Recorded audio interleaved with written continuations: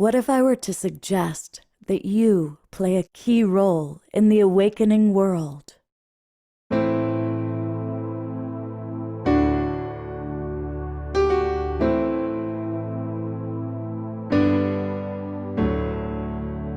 that you are watching this because you have heard the call.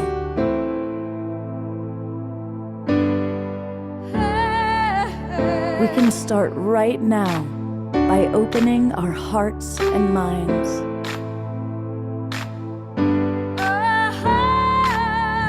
Welcome to the awakening world.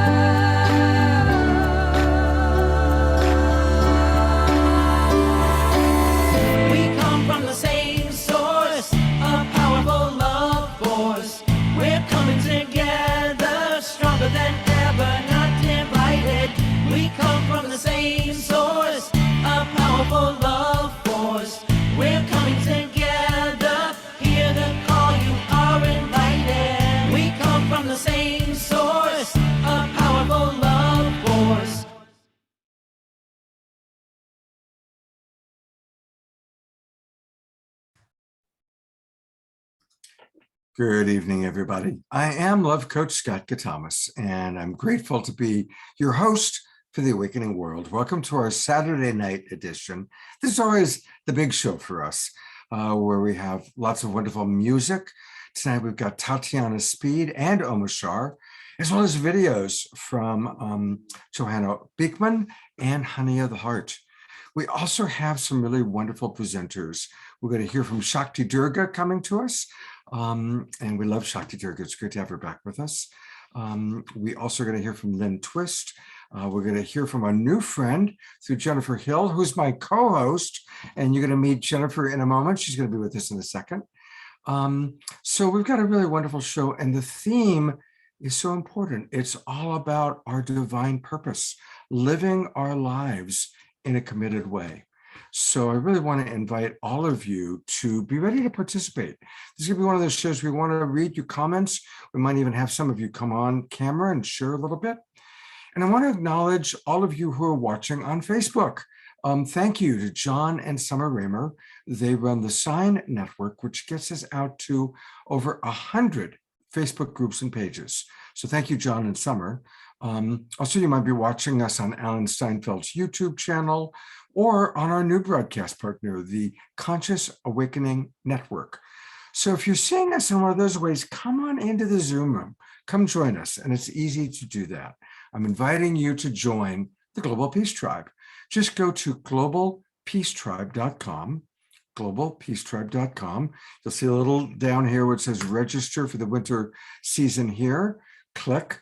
And it's easy. You register and you're going to get the links to all of our shows for the rest of December, all of January, all of February, and all of March. You're going to get all those links. We do 3, sometimes more shows every week. Last night we had a wonderful show with some of our favorite luminaries. Of course, this is the show we're doing tonight. And then tomorrow we're tackling a really important topic, overcoming and even healing religious dogma, trauma, disillusionment. So we tackle important topics. We bring beautiful luminaries, some of whom are well-known, some of whom will soon be well-known. I like to call it the next generation. And speaking of next generation, I can't think of a more next generation luminary than Jennifer Hill. She really does. Yeah, you're it. You represent where we're going, your energy, your enthusiasm, your ability to be in 4 continents in the same week. True story. Yeah, it is a true story. Good to see you, Maureen. Maureen's here from Vancouver. I always share this with all of our channels on social, and just so grateful to be a part of this community. I can't think of another way I'd rather spend my Saturday evening. Oh, well, thank you. So you really are living a committed life. What does that theme mean to you personally and on a macro level? I think purpose, Scott, is something that is, it's almost indiscernible. It's this thing that is like breath. You know, you don't wake up in the morning and think to yourself, oh, I should breathe today. Oh, I forgot to breathe again. Purpose is really this driving force. It's like being breathed rather than doing the breathing.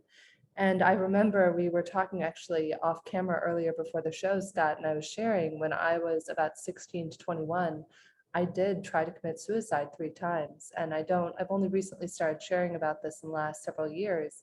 I really didn't know who I was. I felt like a complete black sheep and an outsider and could not understand what my purpose was. And it takes a lot of soul searching and a lot of really listening for that still, silent, quiet voice that is our soul. And I think that's the beauty of the work that you are doing here with Awakening World and the Global Peace Tribe and this incredible community. When we tune out that noise, the noise of God bless our parents, you should be doing this, you shouldn't be doing that, you know, the noise of society and so many people out there, there's really one sound that we should be listening for, and that is listening to the sound of our soul. And the more that we spend time in this beautiful, quiet, meditative, reflective practice, whatever that looks like for you, it might be walking, running, meditating, doing yoga. It's about connecting to that capital V voice, as we've talked about before on the show, and being willing to take action on it. I may have shared this before and I adore it. Michael Beckwith taught me many years ago that every day we should ask the Creator, what is mine to do today? What is my assignment today? And to listen for that. And then to ask, what is my purpose? And give me the strength and certainty and courage to continue to walk the path of my purpose. And that's it. I think that for me sums up what purpose is and how we can listen for it. And the greatest gift that we can give another human being, whether it's our child, our spouse, our best friend, our colleague, is to listen for that purpose, that thing that sometimes people don't know. Many of you may not know this. I actually built and sold my first company in legal recruiting. And I remember so often I'd be sitting across the desk from somebody who would be telling me they were going out to interview for this job or that job. And yet I could hear their soul was saying, I want to be a writer. I dream of being a musician. And I would often share it. I could make money on them because I was a recruiter and place them in a job because they were so talented. And yet I would have these really just direct conversations. I'd say, is that really what you want to do? And it's just beautiful to see 10, 20 years later, all of the different trajectories that our path and purpose takes us. And in fact, I'll digress and share one little quick story here, Scott, I was sharing with you earlier. There was a brilliant man by the name of Chase Jarvis, who I had the pleasure of interviewing for my first book years ago called Get Yourself the Job. And Chase and I, when we met, I interviewed him and he said, you know, Jen, when I was a little boy, I just remember I would pick up a camera and I would hold that camera and I'd take pictures. It was like back in the day where you had like Polaroid cameras. And he said, I love that. And yet as I grew up, I had 2 parents who were doctors. And so they really encouraged me, go out and be a doctor like us. And so he gets all these scholarships in school. He goes on, I believe it was soccer that he got scholarships in college for. He's in medical school. And I believe after he had all these accolades, he was in about his 1st or 2nd year of medical school. And his heart just said, this is not mine. This is not mine. And he let it go and he gave it all up to go back to that passion he had had as a 5-year-old boy. And he went back and he picked up the camera. And if you Google Chase's name, Chase Jarvis, he is one of the most prominent commercial photographers in the world, though he had to go against everybody else around him saying, oh, but you could be a famous soccer player. Oh, but you're so smart, you could be a doctor. And no, you know, he connected to the 5-year-old inside of him that just wanted to pick up a camera and he got to do what he loved for a living. So that is my wish for everyone who's listening right now, is that you too get to connect to your purpose and be able to experience that and share that with the world. Now I want to invite everybody, let's just take a moment right now of silence and tune in. What is your divine purpose? What comes to mind? Some of you, it's clear, and some are still exploring it. What comes to mind? I am in my divine purpose when I am.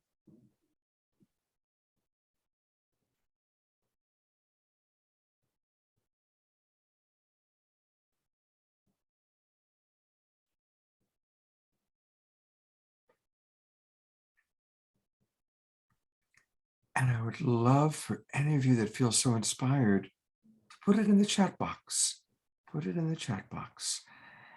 And thank you, Jennifer. I love co-hosting with you. And we've got everything ahead of us. Love coasting with you too, Scott. Thank you for having me.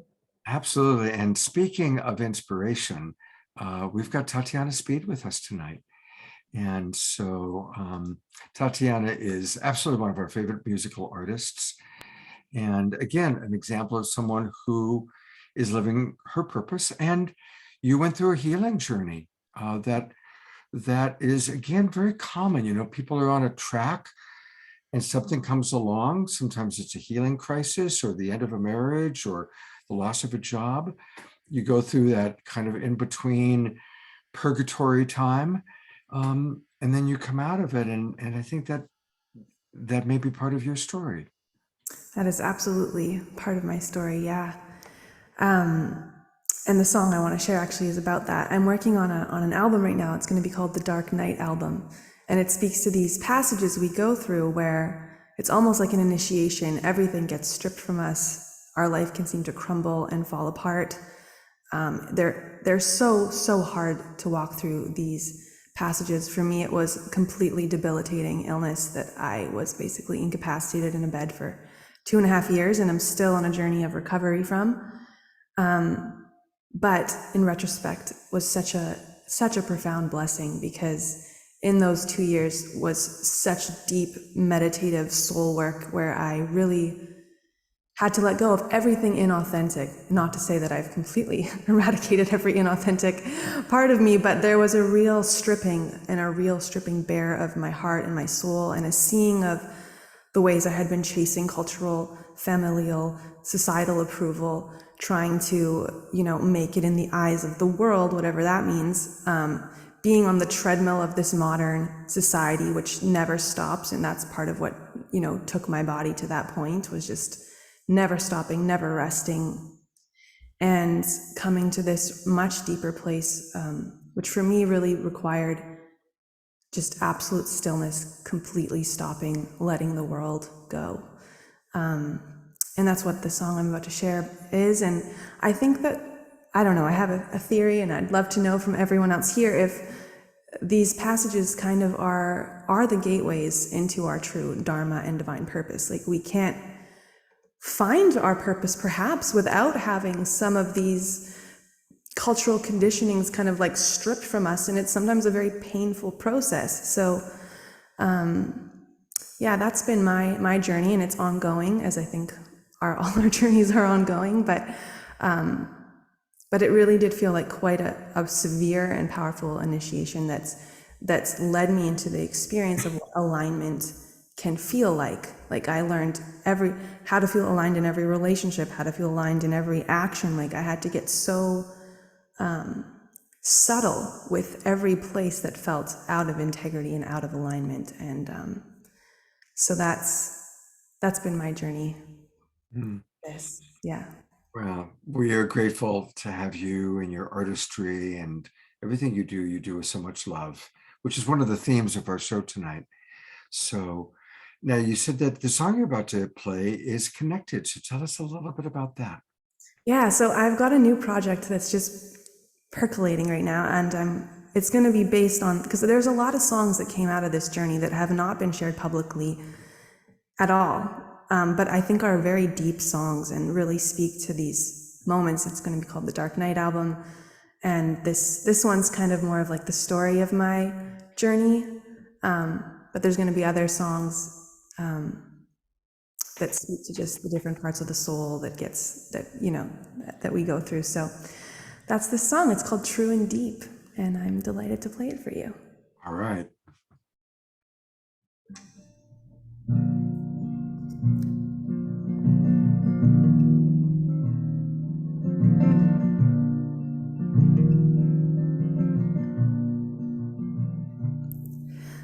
danced the streets of Paris. I fell in love in New York.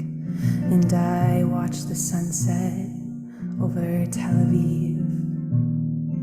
I felt the snows of Montreal, the desert suns of the east, and I let my gypsy soul roam free. But I'm leaving it all behind me for a simple life. Somewhere deep in the woods and far, far away from the city lights.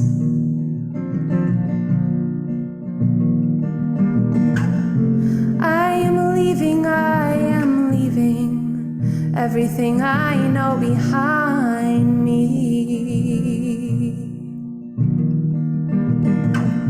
I am leaving to find something true and deep.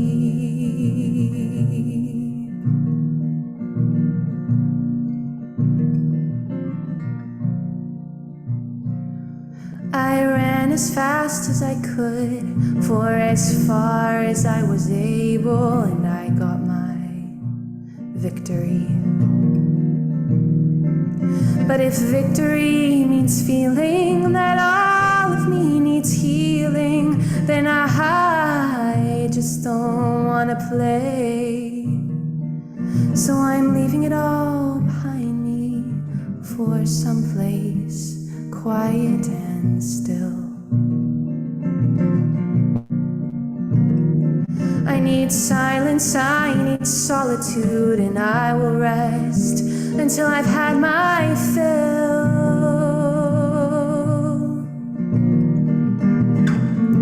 I am leaving everything I know behind me.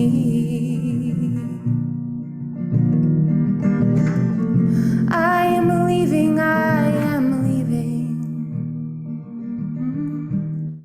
to find something true and deep.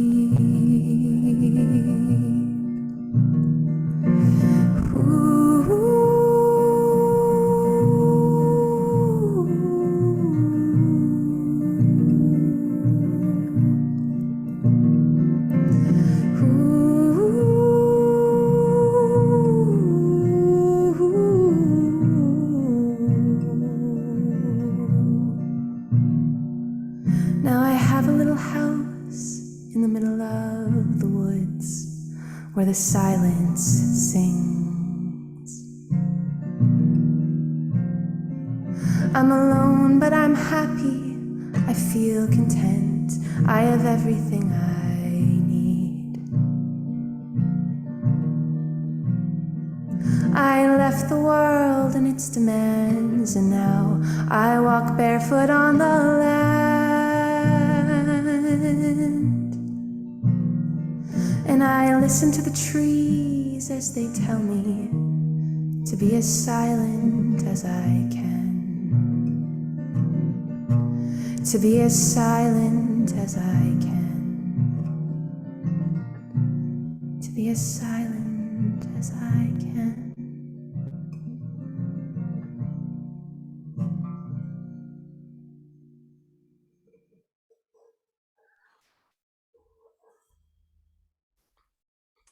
I'm going to go to gallery view for a moment, just where we can all send such love and beautiful appreciation. It's also wonderful to see all these wonderful faces, all these people that I love.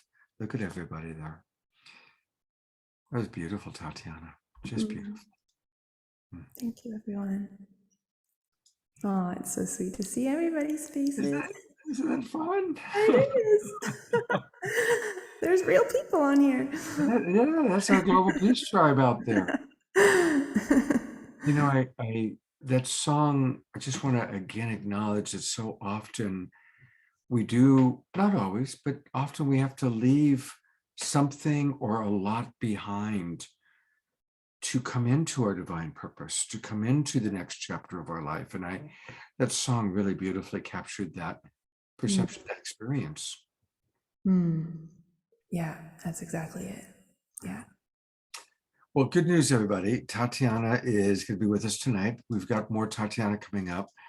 But I also want to just remind everybody, let's always support our artists. And a wonderful way to do it is by going to her website, tatianaspeed.com.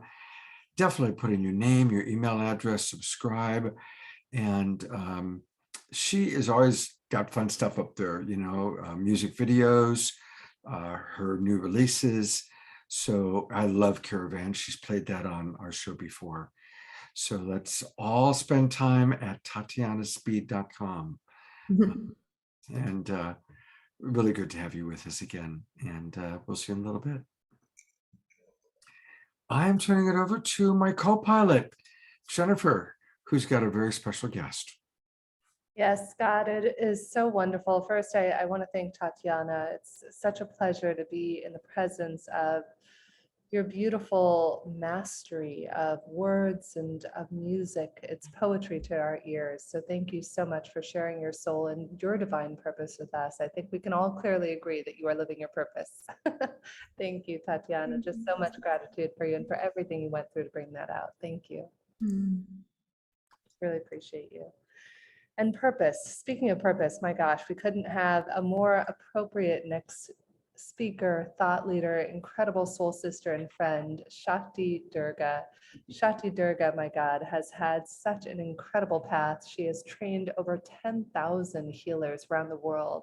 She's currently actually on a world tour. She and I met up in London a couple months ago. She's been all around the world. We just got to hug each other in San Diego a couple of days ago. She has authored 5 books. She is the pioneer of a couple of incredible initiatives, the Conscious Connection, ShaktiDurga.com, the Wellbeing Initiative, which I was sharing with Shakti actually 2 days ago, literally saved one of my best friends' lives. The WBI.org offers free healings. Many of you know I'm a founder of Heals, which offers paid for healings. And a lot of the time I get people who can't afford healings, and I'm always referring them to Shakti, and many of her wonderful teachers are on our platform. So Shakti, I love you, my friend. You are my soul sister. And we are so grateful to have you here and talk about transformation. Maybe you could start by sharing a little bit about how you found your purpose, going from being a Sydney barrister to a world famous thought leader and spiritual teacher. Well, as you say, good evening, everybody. Lovely to be here with you. And Tatiana, that was spectacular. Really beautiful song. Thank you so much for sharing that with us. And you just seem to have the codes of truth and authenticity in your voice. You know, it feels like a transmission as much as it feels like a song. So well done. Really beautiful. Yes. Well, how did I get from here to there? By following the breadcrumbs, I think, just one thing after another. But when I was back in my lawyer days and having a lot of stress and going through a divorce and lots of issues, it caused me to look at things I'd never looked at before, like personal development work and meditation and then energy healing, each of which stretched me a lot beyond where I'd previously even had belief. I didn't believe in any of these things like meditation or energy healing before I sort of had a go and tried things. And then I was so fascinated by what happens when you have these things that I wanted to learn more about it. So I followed my passion, actually, is what I did. And then I became my spirit felt so ignited with the joy of, wow, you can go and have an energy healing and 6 months worth of bronchitis can jump out of your chest because the energy healer recognizes that there's buried grief and anger in your lungs. And I didn't know it was there. I had no idea. I couldn't feel it. It was subconscious.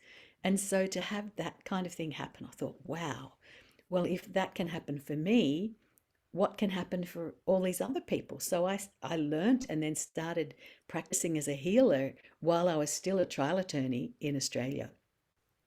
And I just was fascinated by what happened to people when they had healing and also how my own consciousness was evolving through all of that. And I think that's one of the things I'd like to talk about tonight with living a committed life of divine purpose, is that I think over time, as we attempt to do that, our consciousness starts to evolve. And evolution of consciousness is not so much about learning more stuff. It's about that you, who is witnessing the stuff, see it differently. And to me, that's the evolution of consciousness. And sure, you're likely to go and learn all sorts of different things and experience all sorts of different things, but it's because you're evolving and changing. So how I got from there to here was a very zigzaggy, windy road. And I've got to say, if I'd known back then what I'm doing now, I would have thought I was a bit crazy. I wouldn't have been ready for it. It would have been too much. I just would not have been prepared for what my everyday life is like now. And I think sometimes the divine's very kind in giving you one step at a time. Just this step, just go and follow these breadcrumbs to here, and then get a bit established there, and then you'll be heading off over here and then over here. But all of it's relevant to where you'll eventually be. That's been my experience. How's it been for you in that way? Yes, very similar. In fact, you can't believe how uncanny this is. One of the amazing energy healers on our platform did astrocartology for me recently. And I don't know if any of you have ever tried that, but I didn't know anything about it. And so I was born in California and then wound up meeting my soulmate, my love in New York, and then now live in Lisbon, Portugal. And I kid you not, Shakti, it literally said, for New York, you'll very likely meet the love of your life. And then for Lisbon, as I mentioned, I had a completely different career, completely different, nothing to do with healing, much like you.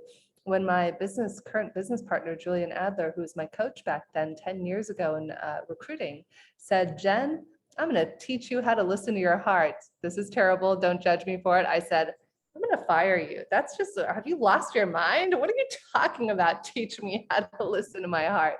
And now fast forward 10 years later, and the thing that boggles my mind about astrocartography, you look at Lisbon, you look at the line that goes there for me, and it says, you will have a complete career change, which will now involve healing instead. I'm like, you can't make this up.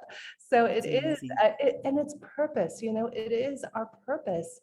You have to allow, there's so much allowing that happens with purpose. And Mm, just letting go and surrendering, like Michael Singer's The Surrender Experiment, I think really encapsulates that. mm.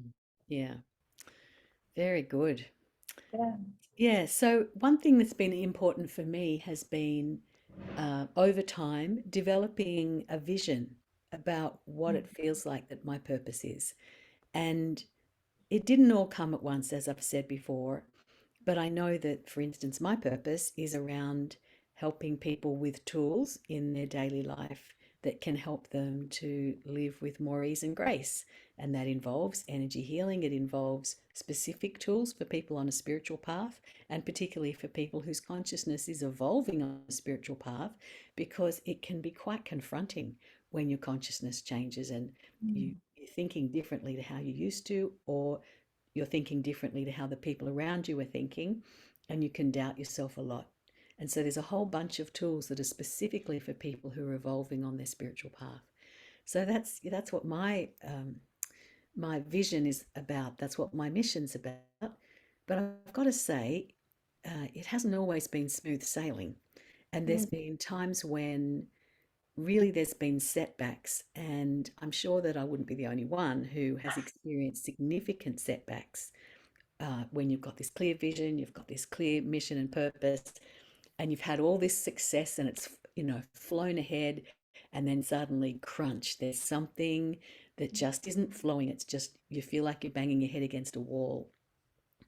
And what I've learned through that is that this is a time for us to really look at how much of what it is that is our vision and our mission and our purpose is held at a certain level of vibration. And yet, for the vision to manifest requires us to actually transform to be at a higher level of vibration. And we don't know that until we're in the situation where, okay, so it's not flowing. So then it's like, okay, how do I do that? And for me, it's been about meditation. It's been about energy healing. Clean up your energy field. Get help from other healers. Learn new things that will support you And what I've seen a lot of other people do when they come to this part of the path, which is a very common place where you've got a vision, but there's setbacks, Mm. people will doubt that their vision was a true vision.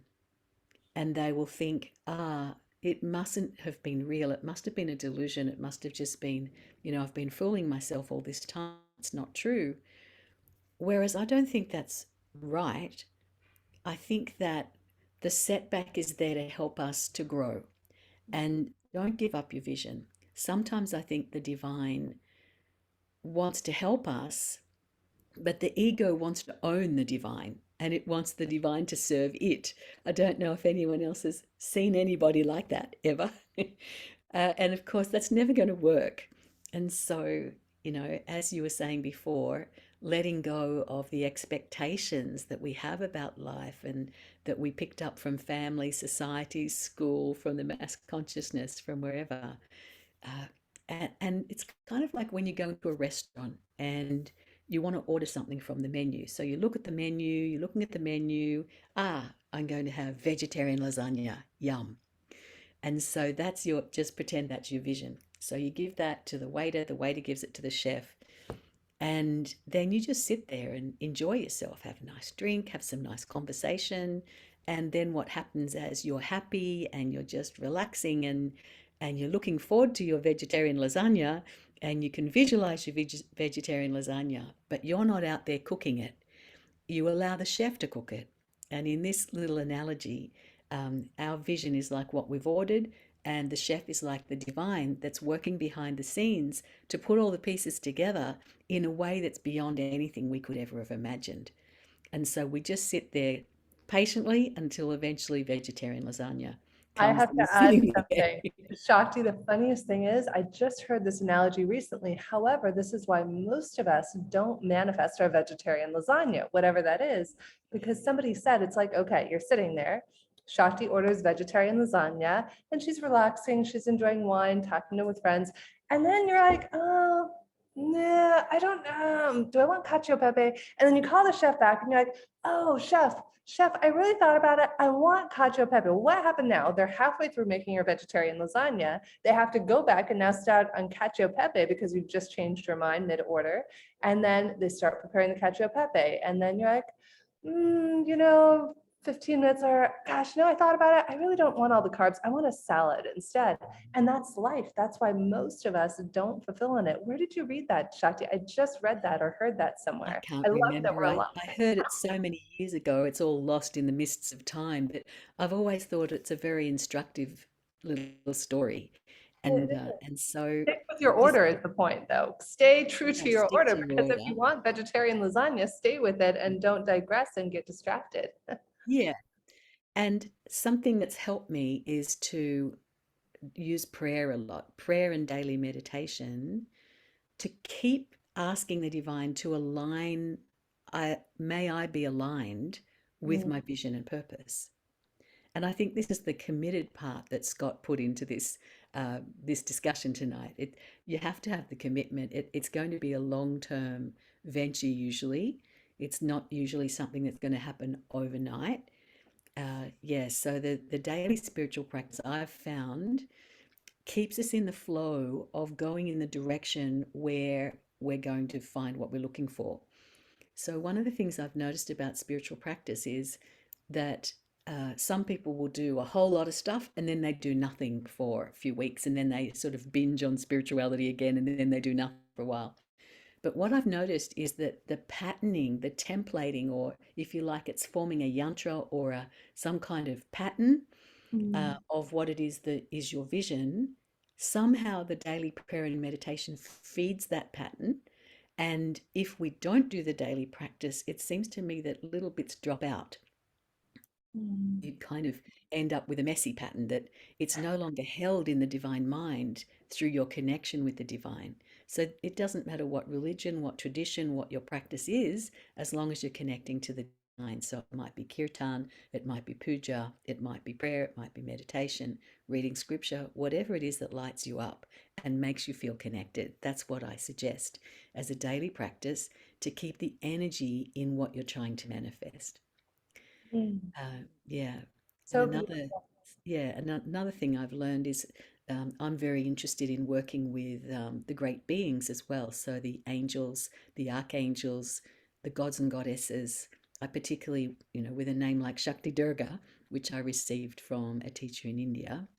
So with that kind of name, Durga plays a large part in my spirituality. So the goddess Durga, who helps us with strength and courage.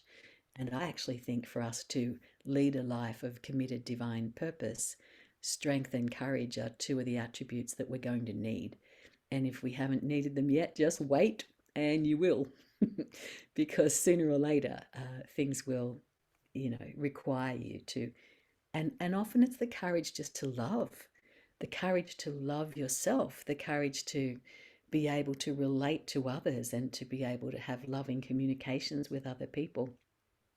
Because I've also found that when we're heading towards our committed life of divine purpose, that other people are involved in this tapestry of light that's being co-created by many people in different ways. So just like Jennifer, how you started Om Heals, and part of my mission is sharing with people tools and techniques of energy healing. Well, that's a beautiful partnership that we have there, because I'm helping you with your mission, which is setting up a beautiful system for matching healers and their clients. And then you're helping with giving our healers a platform to get out into the world. So, there's those kinds of synergies will happen with all kinds of different people. And I think we're meant to be part of a web of helpful, caring people. And so, on that point, I would say that you're more likely to come into a committed life of divine purpose where you meet your objectives is if you have good relationship skills. And relationship skills is something that I think a lot of us didn't get in our growing up years, because our parents could only teach us what they knew. And even if you had lovely parents, which I was lucky enough to have, they only knew so much. And yet there's so much available around communication, around relationship skills, about opening your heart, even about exploring the energy field that a relationship has, which is one of the things we do with Ignite Your Spirit therapy. So I would suggest that learning more about relationships, moving from conflict to connection, having a look at what's in your energy field, unpacking what the blockages might be, because with good energy healing, you can get into the subconscious levels and clear out blockages where we don't believe in ourselves, where we don't feel good enough, and so on, or we feel that this would be impossible to create. This is too good. We couldn't get that to happen. So all of that can be unpacked with good relationship skills and energy healing. So that's a bit of prescription from me about what I think it can take for us to get there. But patience for sure. And as you're doing your daily practice, to have absolute certainty that if you need a million things to come to you for the fulfillment of a truly heart-centered, soul-inspired mission, then a million things will come. And you will be in the flow, and it will be extraordinary. But don't let the setbacks prevent you from continuing to want vegetarian lasagna. To have certainty, it's as you and I both know, I love Kabbalah, and they talk about having that certainty beyond logic. How do we connect to not knowing how? Like, it was so funny. Great example. I'm here in Mexico. God bless my husband. His passport went missing earlier. And we're like, okay, like literally missing. We checked the safe, we checked the bag, and we're like, you know what? We're just going to say this ancient prayer. We're going to have certainty beyond logic. Otherwise, he's not coming home with me to Portugal, that it's all going to work out. And sure enough, it wound up being somewhere that neither one of us foresaw it being, though it's really about connecting. And almost even as a brilliant woman I just interviewed, Dr. Cynthia Sue Larson, talks about in her book, Quantum Jumps, jump into the reality. Keep making those quantum jumps, because every decision we make is this decision tree that takes us one step closer towards where we're going to get. And guess what? Somebody showed me, my friend Alana, actually, who lives here in Mexico, showed me a great drawing of it. We think that our purpose looks like this, right? We think it's a straight line going directly this way. Not at all. Our purpose goes here and then there and then there and then there and then there. And eventually you're going to get there. And it's about, like Shakti said so beautifully, being with the breakdown. In Kabbalah, they call it the vessel. Let's say that you have 100-watt light bulb and you want to plug it into 1,000 watts of energy. It's going to shatter the light bulb. So what do you have to do? You have to create a vessel or a bigger light bulb that will be able to harness the 1,000 watts of light. But first, you have to break the old vessel so that you can create a new one and add that beautiful kintsugi gold to repair anything to make it bigger and hold more light. Mm. Yeah, I agree with you. And over time, not only can we make relationships with other people, we can make relationships with angelic beings, with the gods and goddesses, with Lord Jesus, with ascended masters, whatever your flavor is. And over time, that relationship gets very strong. And when the going gets tough, you'll find that you'll be supported and lifted.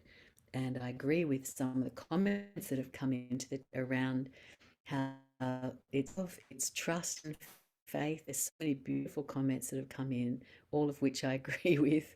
And I thank you very much for the opportunity to share some ideas tonight. I've popped in for a moment because I want to add a couple thoughts. One thing that I really respect about both of you, that I think is another piece of this, is you're both very generous. You're both very, very generous. You're generous with your time. You're generous with supporting ventures that aren't your thing necessarily, but that you recognize, like this, like the Awakening World. And so I just really want to bring that in, because being of service and being generous is a big part of living a life that's bigger than just our trip. And you both are really wonderful with that. Thank you, Scott. Received. You too, my friend. You are a round of applause for Scott. Let's all send Scott some love. For over 2 years now, he's been doing this and spending every Friday, Saturday, and Sunday night with you. I mean, that is generosity. Amazing. May you receive back a millionfold. And everyone out here who supports Scott, whether you're watching here in the room or online, may you too receive a millionfold of blessings. Thank Yeah. you. That's thank you. incredible. I wasn't quite ready for that, so thank you. But wow, what a beautiful mission you have, and what I was saying before about relationships, your mission is different to Jennifer's mission, which is different to my mission, and yet when we all sort of make friends with each other and we go, oh, well, I could help you with, and oh, you could help with that, and so it's just more than the sum of the parts for me. It's like finding your tribe, and then being able to help people even more than you could before. That's one of the great things that I've observed during these years that I've been doing these shows, is how generous the vast majority of our presenters are. And, I grew up in LA. I was in the entertainment industry at a very early age, which was extremely competitive and where there was a lot of competition and jealousy. And it's so beautiful to be with people where everybody's like, how can I help? Hey, what can I do? It's lovely. And along those lines, I do want to introduce and remind people about a wonderful organization that Shakti Durga, I guess, co-created or completely created, the Well-Being Initiative, Giving the Gift of Wellness. Shakti Durga, tell us about this beautiful offering. Well, we began this project at the beginning of COVID when we realized so many people were struggling with depression, anxiety, burnout, stress, relationship problems. And so we decided that we already ran a charity in Australia and we also have one in the USA.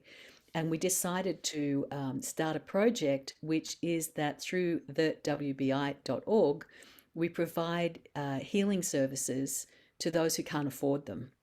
And so our highly trained therapists are paid by the charity, and then they give the healings to the people who need them. So we have largely people from Australia and the USA who are availing themselves of those healings. And it's just incredible to watch people who are so unwell and so debilitated from maybe depression or even COVID. We gave so many healings. COVID has a very strong energetic imprint. And a lot of the problems with COVID are because of what happens in the energy field. And it's black and it's heavy and it's sticky. And with good energy healing, you can get that out. And so it's much less likely that a person will have serious complications or long COVID. So a lot of our healers have been doing a lot of work with people with COVID, also with depression, anxiety, and as I said before, burnout and stress and relationship issues. Yeah. That's so generous. And I'm noticing also when I go to the website that you've got pre-recorded videos and audios as well. So We that's do. Yeah. And a lot of those audios were actually created for the medical profession because when COVID first started, particularly on the East Coast of the USA, doctors and nurses and health workers were dying at a horrible rate of knots when the Delta variant was still around, and so we created. I don't know. We did for about 3 months daily meditations for health workers to support them, and then we chose the best of the meditations that were recorded live, and we offer them for free on our website. But anybody who's in a job that's stressful could utilize those meditations. And where it says medical profession, you just substitute your profession. And so they're available for anybody who'd like them. Some of them were created by my partner in the WBI, who is a psychiatrist from New York State. And so some of them are my meditations and some of them are Dr. Kathy. Thank you, thank you, thank you. And I see that your twin sister, Kim, is part of this organization. Yes, that's right. Oh, When yes. I'm doing work for business and organizations, I use my birth name, Kim, because no one can say Shakti Durga. And it's scary, you know, so I just use the name Kim. Yes, she's my twin. Yes, your So, twin sister. Well, she's doing a great job as well as Shakti Durga. Now let's talk about your kind of primary work. This, of course, is your main website. yeah. It's easy for everybody to remember. It's her name, ShaktiDurga.com. And our global peace tribers definitely are good with Shakti Durga. And there's a lot here. You've got a lot going on, courses and the work that you're doing. But I know that you wanted to make sure that people know about this new energy healing certification that you're going to be doing. Yeah. So tell us a little bit about that. Yeah. Well, we teach energy healing that also incorporates counseling skills and skills from positive psychology that are suitable for someone who's not a psychologist. But we've put together a whole lot of different parts to energy healing, including past life work, some shamanic type work, and it's working very well. We've been using it for over 20 years, but we've just changed the format through which we're teaching. It's back to what it was right at the beginning. And so we're inviting people to come on a journey with us. They can either do a 15-month certification or they can just do 10 weeks through which they learn energy healing fundamentals. And if you want to change your consciousness, work on your consciousness, work on your spirit, and energy healing will change your consciousness very rapidly because it helps you shift out of the mind where we're stuck in our kind of concrete habits of thought, and it helps you go beyond that to other possibilities. So in my life, I've found that energy healing has been one of the fastest catalysts for actual spiritual growth. So we want to share it with people. Beautiful. And I want to offer a testimonial, Scott. You actually did a session with Sada who trained with Shakti Durga, and we have many, many, many of the Shakti's healers on our own-heals.com platform. They are all extraordinary. I've had the pleasure and privilege and honor of working with Shakti herself, who is an extraordinary healer. Sada, Mahe, I mean, so many of them, Laura, Maitreya, who's joined us here before, they are exceptionally well trained, some of the best that you can find in the world. And I don't think we've ever had somebody have an unsatisfactory experience with one of Shakti's healers. Yeah, Sada, who worked with me, was amazing. I mean, she's just tuned right in, knew exactly what was going on in my body. It was beautiful. And I felt much, much better after my time with her. Yeah. So going back to the link, this is starting on January 30th, and people can enroll now. So again, you find it on Shakti Durga, go to Pathways, and then Energy Healing Certification. Anything else that you want for people to know about this? Just that it's an opening special because we've changed the format to various numbers of certificates add together to the training. And so it's all half price at the moment, which is Wow. a big help for people, you know. So Well, that's great. All right, so everybody do go there. I put the link in. I'll put it in one more time. And one of the things I love about Shakti Durga, like Jennifer Hill and like myself, she's doing a lot. And there's more. There's the consciousness connection. So this is the other thing that I want people to know about. Tell us a little bit about this part of your life. well, the consciousness connection was born of my transition from being a lawyer to being a spiritual person and the tools that help me. So there's 10 seminars and it's like a spiritual path. It's tools for the spiritual path built on a multidimensional model, but it's non-sectarian. So it doesn't bring in anything around the spiritual practices of different traditions. It's just pure spirituality and it's suitable for people who might be just sort of starting on a spiritual path, but they do want to know about spirituality. They do want to improve their relationships. They want to improve their wealth, their sense of purpose. And so the Path of Ease and Grace is what the seminars are called.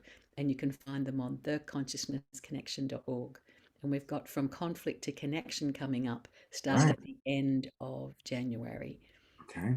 And I There really is recommend Conflict that. to Connection, early bird discount, $90 off. That's Australian. And of course, this is all online, so everybody watching can participate. And wow, thank you for all that you are doing. Thank you, Shakti Durga. You are a blessing in our world. Thank you. Yeah. Yes, and send Shakti and Scott birthday blessings. Shakti's birthday is in 2 days, and she also travels back to Oz. So if we can all just send her a little bit of extra love for protection on the way home after her world tour and journey, and a miraculous, effortless birthday. And may all of your programs be so full that you'll need to put people into the next programs because you have a waiting list. So wishing that for you and all the wonderful healers with you, my friend. Beautiful. So grateful to know you. Thank you. Thank you so much, Dr. Durga. Thank you, Jennifer Hill. Great stuff. All right, well, to integrate all of this, I think it's time for some music. And we are blessed, as always, to have Omashar with us. And so, brother, I'm turning it over to you. Yay, Shakti Durga, thank you so much for your wisdom and the transmission and the energy healing I feel as a result of tuning into you. And my journey has been, my whole life to date has been a committed life of divine purpose. And it's kind of lonely sometimes. It really is. And I actually left my home in England and went and lived in New Zealand for a while. And in retrospect, I realized it was because I needed to live outside of the cloisters of the stiff upper lip. I needed to live a free life to continue what I'm doing now. But I feel now it's like you come to a level in your spiritual awakening when there's nothing actually shiny in the world anymore. And so it's like, how do you continue to walk on with your divine purpose when nothing outside is calling anymore at all, no matter how glorious it looks, except for a sunset, of course. So anyway, with that, I'm going to take us into this beautiful garden. So let's take a few deep breaths here, and hands on hearts perhaps. And let's see what happens there.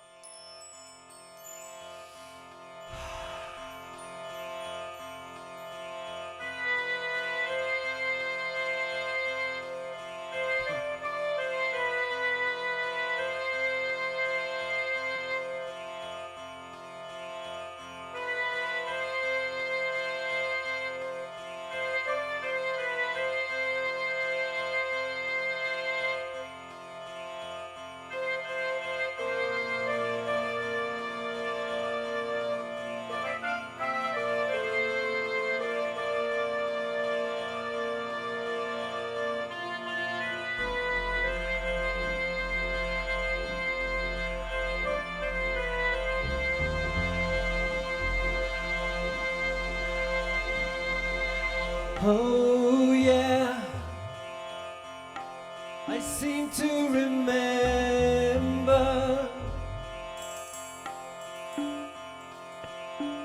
the time when we all were happy, and my family, we all were together, singing harmonies, my sisters and brothers.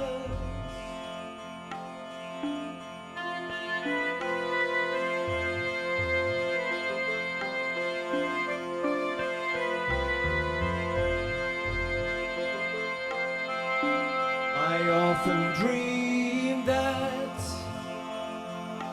we're gathered together, and we all live in this beautiful garden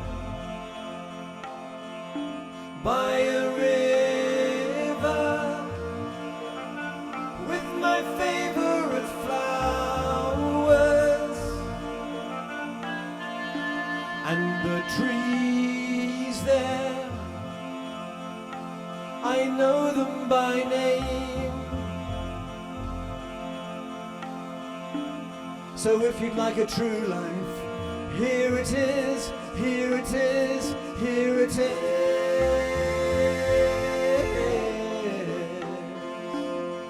If you'd like a new life, here it is, here it is, here it is.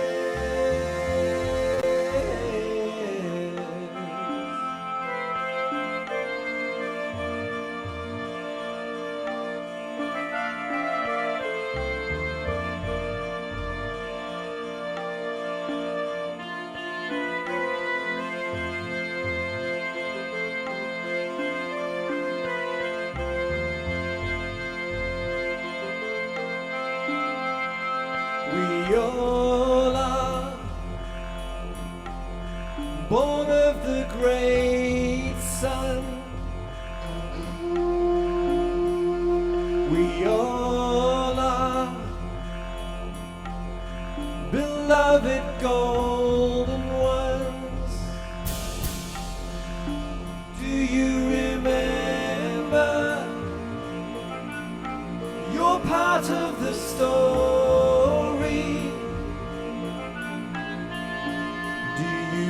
Remember that you are the glory. So if you'd like a new life, here it is, here it is, here it is.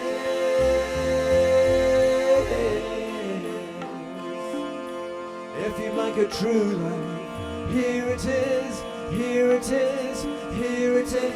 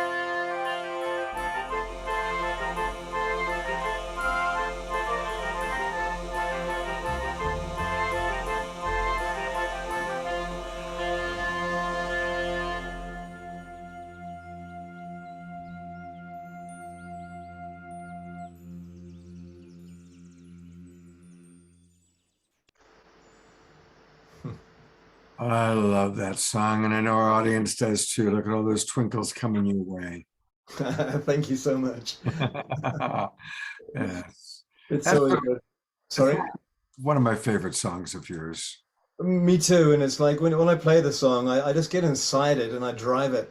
And it's beautiful because I feel everything that conjured it up in the first place. And so it's brand new to me every time. The word that comes to my mind is it's haunting. It has that kind of haunting melody. Maybe it's the tune on the keyboard, but it's like You really are inviting us to go inside and to remember. It is, and all of the lyrics, from my perspective, they all come from this divine source. They come from Divine Mother. They come from the heart, and yeah, it's just a communication. It's a transmission, and so grateful that we're receiving it here. Thank you. Hey everybody! A reminder that, of course, Omashar is with us for almost all of our shows, but you can also get his music on Bandcamp. If you go to omashar.bandcamp.com. That is the place to go to get all things Omashar, at least his music. Right. And let's really support him. It's You important. can also come out and take me for dinner, or go onto Spotify. Well, and you just had dinner with some of our friends. You had dinner with Connie and Andrew and Paul Sterling. I Yeah. know. What a beautiful, beautiful afternoon we had together. It was lovely. And we're going to see Connie and Andrew in a little bit. They're with us tonight. Yeah. Namaste. Well, I get to introduce one of my favorite regular luminaries on my shows, and I'm talking about Lynne Twist. And Lynne was originally going to be with us live. What happened was when I was in Sedona, I moderated a film that she was part of, the Gratitude film by Louis Schwartzberg, and we were talking off camera, and she said, hey, Scott, I've got a new book coming out. I'd love to have you feature it on The Awakening World. I said, sure. And so that book is really what inspired tonight's show. She was all booked to be a live guest. And she called me this afternoon and said, Scott, please, I'm exhausted. I've got something that's come up I've got to do tonight. It would be a lot to try and do your show and this. It was a big event that she needed to go to. So I said, no problem, let's do a pre-record. So you don't get Lynne live, but you're about to see a beautiful pre-record that I did with her just a couple of hours ago. And her message, I just love Lynne. For anybody who doesn't know who Lynne Twist is, she, well, for over 40 years, she's been a global visionary. She worked with Mother Teresa in Calcutta. She was very involved with the Hunger Project. She wrote a best-selling book that I know many of us have read called The Soul of Money. And you're about to hear the whole story of her new book, which was the whole inspiration for tonight. So with no further ado, I'm eager to turn it over to my video of Lynne Twist, recorded just a little while ago. So here it is. I'm going to pull it up this way. There we go. One of the people I've been most inspired by throughout my life has been Lynne Twist, especially the incredible work that she does with Pachamama Alliance, which, as you've all heard me say many times, is my favorite nonprofit organization. And when I learned that Lynne had written a new book, I got really excited, so much so that this entire show is dedicated to the idea of what does it mean to be living a committed life. So thank you so much, Lynne, for being the inspiration for tonight's show. And let's just start by asking you, what was your inspiration for this book? Well, first of all, Scott, thank you so much for having me on once again. I love being on your program and just love your audience and your tribe. It's just wonderful. Well, for many, many years, I wrote The Soul of Money, or it came out in 2004. And I know this is a long time after that. Soul of Money, my other book, got republished many times and is still doing very well. And I just didn't think I could write another book because it's too hard for me. I'm a communicator. I love to communicate. I love to talk to you. I love to talk to this wonderful audience. But sitting alone with the computer and writing a book just sounded like, oh my God, I can't do that. And even though Soul of Money is a book that I wrote it with a collaborative writer. And so I had a wonderful experience that catalyzed this book, and I'll tell you that story. Jack Canfield, who's sold practically more books than the Bible, I think 500 million books, actually, almost 500 million books, the Chicken Soup for the Soul series and the Success series. He's a good friend of mine, and we were in a conference together, and I started my talk by telling a bunch of stories. His talk was just before mine, and then it was my talk, and then we had a lunch break, and Jack said to me after my talk, he said, you have got to write a book with these stories. These are important stories. Everybody needs to hear these. And I said, well, I'd love to, but I'm not very good at writing books. That's your thing. You're really good at that. And you're really good at telling stories. But for me, I'm a pro-activist. I'm working in the Amazon. I'm all over the world with doing empowerment of women. I'm doing Pachamama Alliance. I just can't get myself to do it. And he said, well, I'm going to help you. You come to my house in Santa Barbara, California, where he lives. I'll get 20 people that I love, that care about the kinds of stuff you're going to talk about in my living room. I'll get a caterer, and you and I will sit on a couple bar stools in the living room in front of our assembled group, and I will just invite you to tell story after story after story for 1, 2, 3 days, however long it takes to get it all out of you. We'll record it all on video and audio. I'll have my wonderful team that helps me with my books transcribe everything. And that will be the heart and soul of a new book. And I said, oh my God, you're kidding.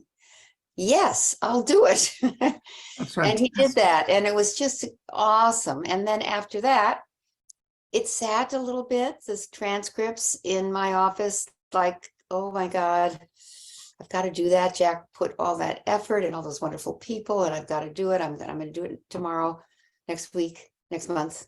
It eventually got next year. Until Mary Chase, who I want to acknowledge here, a wonderful friend of mine, said to me, Lynn, I'll help you write it. I'll be your collaborator. You just sit with me for 2 or 3 hours a week. We'll take all this material, we'll make it into a wonderful book with distinctions and chapters, and it'll make sense. And you just don't worry about it. I'll do that. It'll be your words, but I'll book it. I'll make it into a book. And she did that. And so we have a book called Living a Committed Life. And it's really about living. The subtitle is Finding Freedom and Fulfillment in a Purpose Larger Than Yourself. Yeah. And that is what this book is about. That's what you're about. That's what a lot of the people listening are probably already about. Mhm. And so this is an affirmation of people who are really up to something, and an invitation for people who are not quite yet up to something, to really say it's all hands on deck at this special time in history. And living a committed life is not a burden, it's a freedom, because you can release yourself into your commitment. You can play full out. You can get that experience of fulfillment. And rather than worrying about the world, you become a warrior for the world. So that's the book. Beautiful. So, question for people that are watching this who want to be doing something greater than themselves, who want to be contributing, but are feeling maybe stuck or paralyzed even, or in between, they're in purgatory, between, where they want to be and where they've been. What are some steps that people can take to move towards this? Well, one step is to buy this book, because it's all in there.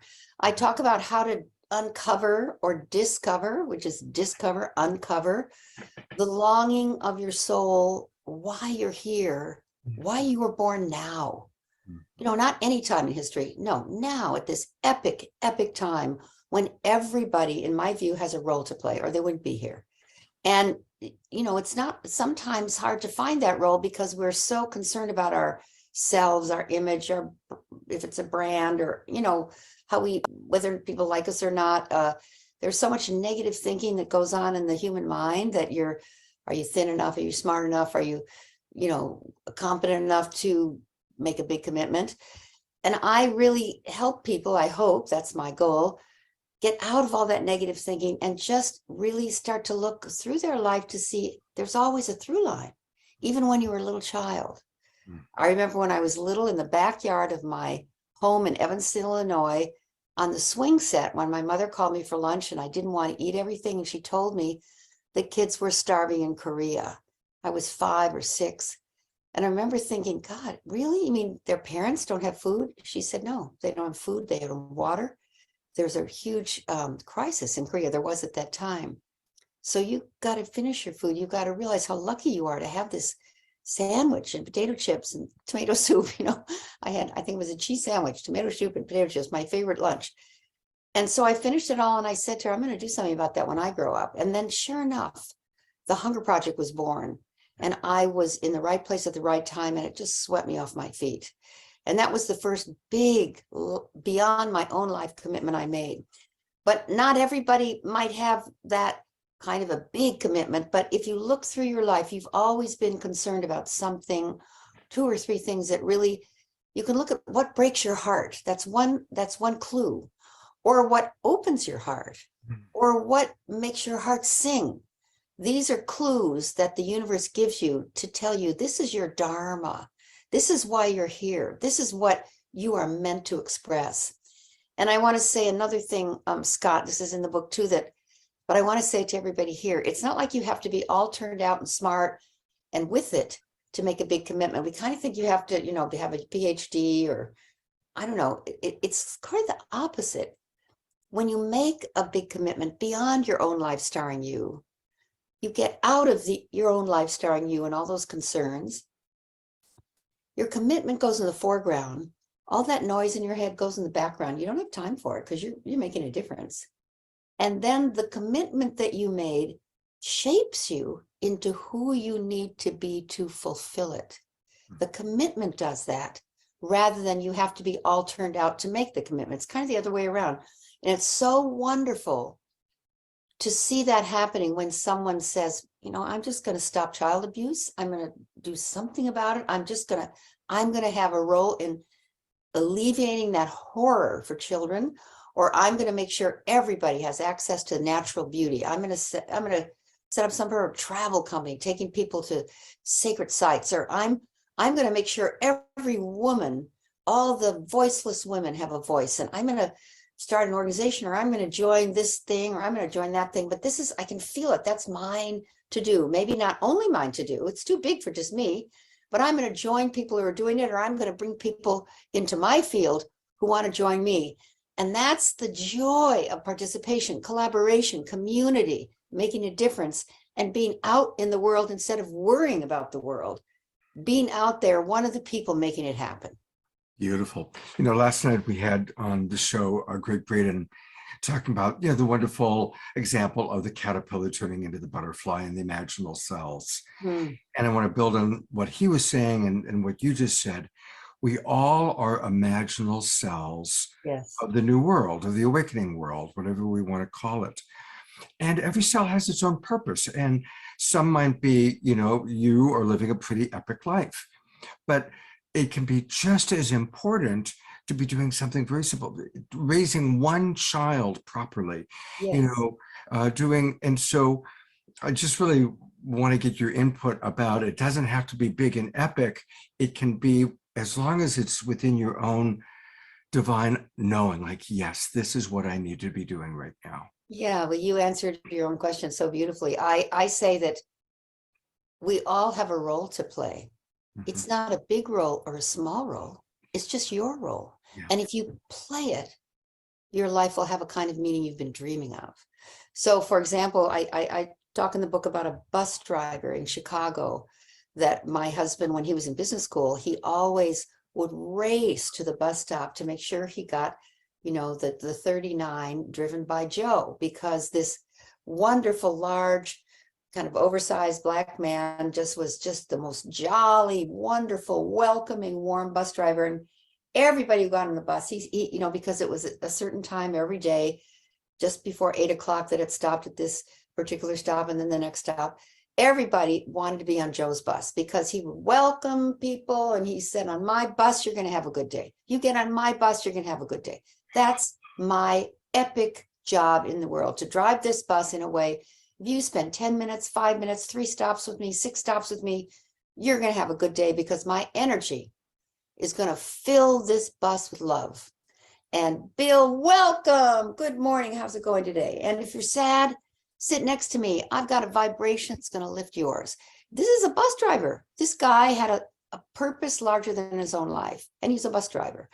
And so you can be a waitress, you can be a kindergarten teacher, you can be a fireman, you can be a teacher, you can do anything. And you can, if the context is larger than your own life starring you, you're in your dharma, you're making a difference, you're contributing, you are making the world, you're shifting the trajectory of the human family towards the common good. That's what I mean. And everybody can do that. And I remember Mother Teresa said this wonderful thing. I don't know why this shows up. It's not so much the answer to your question, but I just want to say it. Mm. She said this incredible thing to me. I was lucky enough to work with her. She said, the unadulterated love of one person, Lynn, can nullify the hatred of millions. Wow. Let me say it again. The unadulterated love of one person can nullify the hatred of millions. So what I'm talking about is a context, a frame that is a commitment larger than your own life. It doesn't have to be end world hunger, say the Amazon rainforest, end child abuse. It can be have the most happy, high vibration, beautiful bus in Chicago, and ensure that every single day. It can be a waitress who, when you wait on their table, the experience of service and acceptance and affirmation and holding that table so that it's really, really well taken care of, and there's a pleasant air around it and an uplifting space. It can be something like that. It doesn't need to be a huge commitment, although many people have in their heart of hearts a huge commitment. And maybe a waitress who serves like that would say, I'm committed to transforming service in the hospitality industry so that it's rooted in love rather than some sort of exercise, that it has love in it, that's filled with love, and people can feel that. So that's what I mean. Anybody can do it, and everybody has it in them. And I believe everybody has a role to play, and that's what I mean. All hands on deck. This is epic time, epic historical time in history. Crises galore. Pick one, or two, or three, and get engaged. Lynn, I'm loving everything you're saying. And you know what I'm going to do after we play this video of you?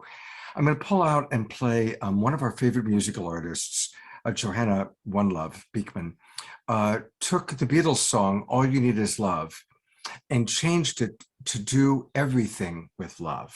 Oh, and as you've been talking, I'm remembering in that song, and she used this the same, do it all with love, but you know, and that is what you're saying with such beauty. So I'm going to play that. I'll even send you the recording. It's the musical version of what you just shared. Yeah. Well, this is my love offering, and Scott, I'm so grateful that you made it possible for me to be on tonight, because Absolutely. I'm in a book launch, and so I'm super stretched. But this is my offering of love for everybody, and I hope people receive it that way. Those of you who buy it, those of you who get it out of the library, those of you who even just hear this message, it's my offering, and I stand for it, and I stand for the community of life. Fantastic. And just to remind everybody that, and I put it in the chat box, go to soulofmoney.org, soulofmoney.org, Lynn's famous best-selling book that so many of us have read. But there it is, right at the very top, the new book, and you can go right there and order. Is there an Audible version of it? Yeah, sure. It's on Audible. There's a Kindle. It's everything. Great. I see Van Jones, Marcy Shimoff, two of our favorite people, Jim Garrison. These are all of our friends. Yeah, Van wrote the foreword, so he's in there, and his story is in there too, and the story of many, many wonderful people that you and I and many of us all know. Oh, beautiful. Lynn, thank you so much for the book, for the time, and most of all, for being Lynne Twist. You are playing your role really, really well. Thank you, Scott. Bless you all. Happy holidays too. Bye-bye. Bye-bye. Isn't she a delight? She speaks with such wisdom. I'm going to bring my co-host Jennifer on to hear. Jen, what stands out for you in this beautiful presentation from Lynn? I was blown away, Scott. I'm going to go back and listen to it, and I want to write it down and meme what she said from Mother Teresa about the unadulterated love of one person can knock out the hate of millions. I mean, really, what else is there to do in the world? You know, you think that you think you don't matter. And it was funny. I just heard this adage the other day that you think, you know, one person or one small thing can't make a difference. Lock yourself in a dark room with a mosquito. That's the hilarious, right? And I love that, you hear things 3 times, and now Lynn saying this. I have heard for years about her book, but I've actually never had the honor of hearing her speak. And I actually write my miracles down every day, as you know. And so I was actually writing down what a privilege and an honor to get to be on a show with her, and yet to be able to have it be shown to you. Sometimes the universe just puts beautiful things in your space, and it's just saying, tune in, listen, there is a message for you here. And there's always a message and a lesson, even in the greatest hardships we all endure. It's just beautiful if we're willing to be with it. So grateful to be co-hosting this show with you, Scott, and to get to hear her incredible wisdom. My God, brilliant. A big thank you to Dorina, who put in the exact quote: "The unadulterated love of one person can nullify the hatred of millions." And I'm going to read also, Sylvia put in something. I love the story about Joe, the bus driver. Oh, Joe was amazing. That was so good. Example, right? And Sylvia talks about how just one person understanding, the look on his face of understanding about being arrested, and she can still remember that look. It's little things can make a big difference. Yeah, it's just inspiring. It's so beautiful. And it's funny, it's a lesser known thing that I think we may have glossed over with the Joe story, or the beautiful quote that Lynn shared from Mother Teresa, is the fact that if something is meant to happen, the world will come together to support you for it. From Jack Canfield and her other friend and all these beautiful souls. And the most beautiful lesson for me in all of that, honestly, Scott, is that she surrendered and allowed herself to receive. How many of us say no? That is a big lesson right there. How many of us have friends who say, let me offer you this, let me help with you. Oh, no, no, I got it. You are depriving people in the same way we began the episode by talking about the beautiful gift that giving is. An equally beautiful and magnificent gift is receiving. Think of how joyful you feel when you get to give somebody a beautiful gift, whether it's time, a compliment, something material, and you see it light up their face. And the gift that she allowed Jack and so many others to contribute that now has made manifest in a book. So my invitation would be, where are we not allowing ourselves to receive that would allow us to fulfill our purpose? Thank you so much for pointing that out. Thank you. So everybody, remember, ask for support, ask for help, be ready to receive it. And as I promised, I was so inspired when I was hearing her tell, I want to play this little song. Some of you have heard before because I've played it on the Awakening World. I actually commissioned Johanna, because I always had I love the Beatles, but they got it wrong. All you need is love is not correct. We need more than love. But what is true is do it all with love. And I mentioned it to Johanna. She said, I could turn that into a song. I commissioned her to do it. So in honor of Lynn, in honor of everybody listening, here we go with Johanna, and do it all with love. Love, love, love, love, love. Love is everything. Love is everything. Love, love, love, love, love. Love, love, love. Love, love, love, love. Love, love, love. Oh, oh, oh. Nothing you can do that can't be done. Nothing you can sing that can't be sung.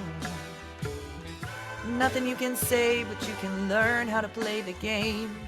It's easy. Do everything with love. Do everything with love. Do everything with love. Love. Love is everything. Nothing you can make that can't be made. Nothing you can save that can't be saved. Nothing you can do, but you can learn how to be you in time. It's easy. Yeah. Do everything with love. Do everything with love. Do everything with love. Love. Love is everything. Love is everything. Love is everything. Yeah. Love is everything. Love is everything. Mm. Thank you, Johanna. It's fun to see some of our presenters that were popped on there. You know, it's interesting. In the 1 year since we did that, 2 of the people we saw that had been on this show have passed away. Gary Zukof's wife, Linda Francis, we saw a photo of her with Gary, and of course, our beloved Celestine Starr. So it's just interesting as a time capsule, like, wow, and in such a short period of time, we lose some of our beloveds that have been on these shows. Wow. Let's maybe take a moment, Scott. I think the reason that's being presenced is that, you know, we're coming to the end of this year, and I think it's important that maybe we just take 1 minute and send love to all the people who have been lost, all the people that we know and people we don't know, and just the pain that people are going through. If we could just take 1 minute and all radiate a little love. I'm going to go to gallery view.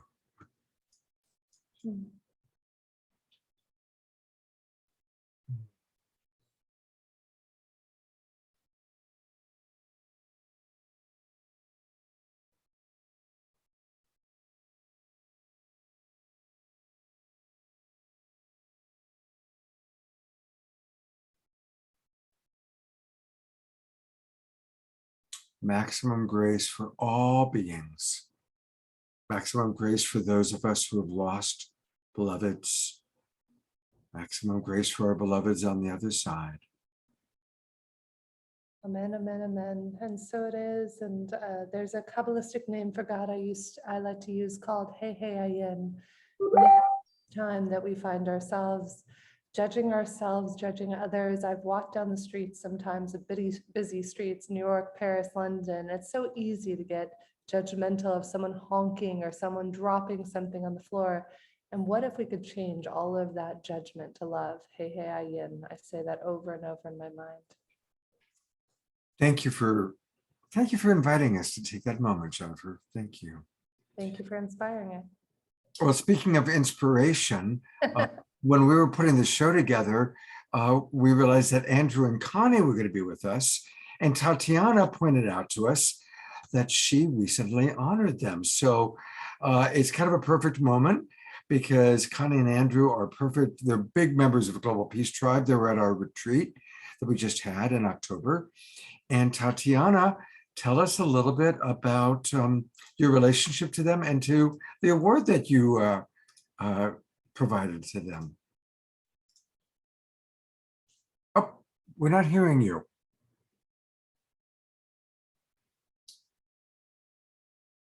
Still not hearing you. Where's Omashar? Omashar. Yeah, I'll lip read and okay.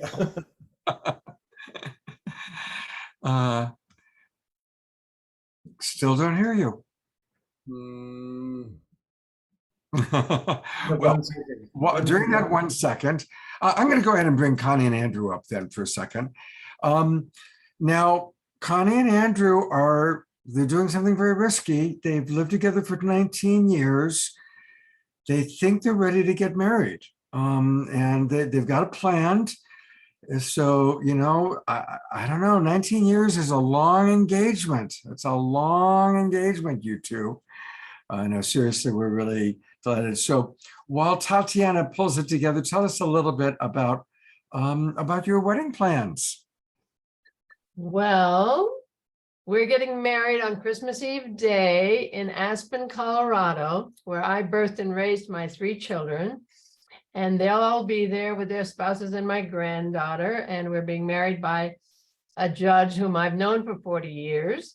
And so it's And just exciting. where are we getting? In the John Denver Sanctuary. And it's just thrilling because 20 years ago, we met and came together. It was divinely orchestrated. Talk about living according to your divine plan. Well, Spirit brought us together and we got right to work. And within 5 years, we had a film that we'd produced on the origin and future of humanity. And it just realized both of our destiny paths, us coming together. And so it's just been a very productive 20 years. And now it's time. Andrew's turning 80 next year, and we're going to celebrate then this marriage for his 80th birthday. It's just high time, don't you think, Scott? I think so. Absolutely. Absolutely beautiful. Thank you so much. And I think Tatiana is ready now. Can you hear me? Perfectly. Yes. Oh, nothing is scarier than the technology failing. Yeah, so first I just want to share a little bit about the global organization I'm a part of, which has honored Connie and Andrew. I work for an organization called the Visionaries International Network, and their aim is to bring together globally minded people from around the world who are engaged in some form of service to humanity, who are contributing in the ways that we've been talking about tonight to a cause bigger than themselves. And so there's a community building element of this global organization. And something else that we do is that we give out awards to exceptional projects and individuals whose contribution is just extraordinary.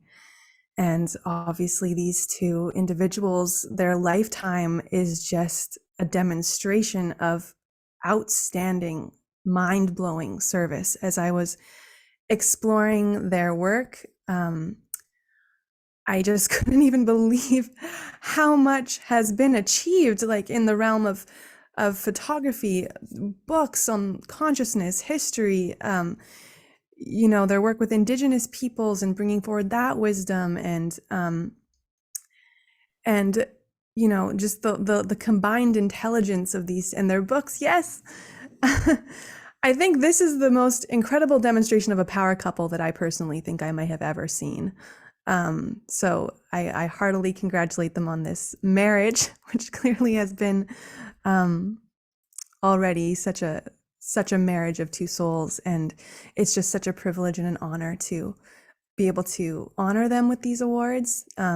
They've received our most prestigious award, which is as a visionary leader. And I'd love to read to you the text for this award, if I could, which will give you an example of what this award means. So it says, progress in the evolution of the human condition is now and has always been dependent on the inspiration of an example of those among us who choose to lead. This award recognizes, honors, and applauds the extraordinary contribution of those leaders among us who step out of the norm, often in the face of adversity, to create, invent, and promote new ways of being and new solutions across the wide array of human activities. In this way, they add to humanity's reservoir of human goodness. Such visionary leaders are the best expression of human nobility, whose courage to persevere lights the way for others to follow. This award is a testament to their magnificent achievement. So, And I believe your partner Maureen is here. Yeah, so today we have Maureen with us. She is the one who nominated these two great beings. She's a member of our core team here in Vancouver. And she's been, so I'd love for her to share why she decided to nominate them. Well, it's actually, what can encapsulate it, it's the no-brainer. I've known Connie and Andrew all my soul, most recently connected in this life just earlier this year. And, Andrew and Connie are just the most beautiful, loving people that have such a wide range of giftedness that even in one single category, they would deserve this Visionary Leader Lifetime Achievement Award. And individually, what they have created, and then when they bring their gifts together, I mean, it's just magnificent catalyzing of love for the world. And so their talent is just, it just oozes. Their heart, their hearts are so expansive. And even with all of what we have traveled together with Connie and Andrew this last several months, even just after I nominated you, finding out even more about you, because it just, the depth keeps expanding, if you will.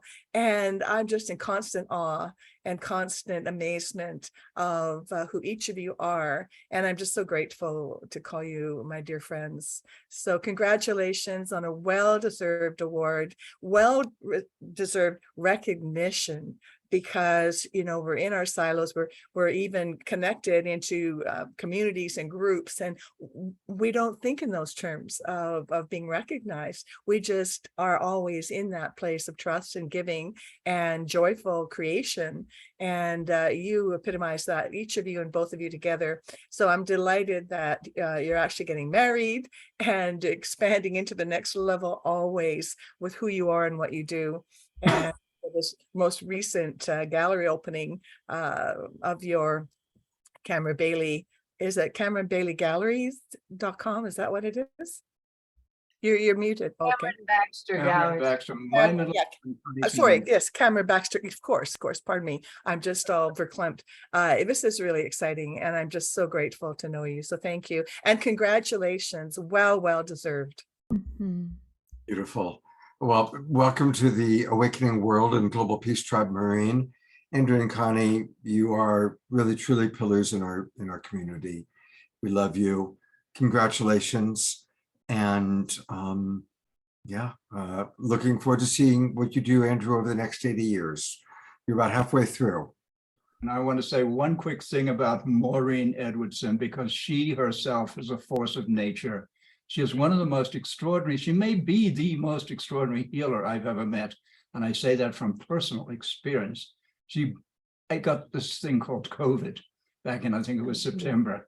Bang, gone. And on. We talk every couple times a month. And every time I experience a powerful physical healing, it's something remarkable. It's called in resonance technology, IRT. And remember that, because it's powerful, it's real. Yeah, Maureen, thank you so much. Jennifer, I think you've had an experience that you were saying about Maureen's work. Well, Maureen and I know each other actually from our Awake TV days, and she's just an extraordinary human being through and through. Heart of gold, great healer, great human being, and here to make a profound difference on the planet. Thank you, Maureen, for all your great work. Well, thank you, Jennifer. That means a lot. Thank you so much, all of you. What a great Global Peace Tribe we are all blessed to be a part of. And it's really so many of the people in the audience right now that I have the good fortune to know. Lori Grace, Dr. Josie Ann, are all of you are people that are living your divine purpose in beautiful ways. And perhaps we'll get a chance to hear from some of the people in the audience tonight. But I'm really excited to be sharing this next video from Tatiana. We watched it during the pre-show while we were getting ready, and it's amazing. And Tatiana, do you want to introduce it to us? Sure. Yeah, so I've just recently released my newest single. It's called Voices, and it's a real anthemic song about the voices that are rising up around the world for change, many of which are on this call right now. I wrote this song actually shortly before Russia invaded Ukraine. I didn't write it for Ukraine, but it was interesting that I had written this song and then shortly after that war began. And I played one of the early renditions of this song here. Scott heard the very, very first incarnation of it. But this song really it came out of my work with the organization Home for Humanity, which works with refugees around the world. And I heard through my work with them many stories that just touched my heart so deeply. And so that was one of the things that really inspired this song.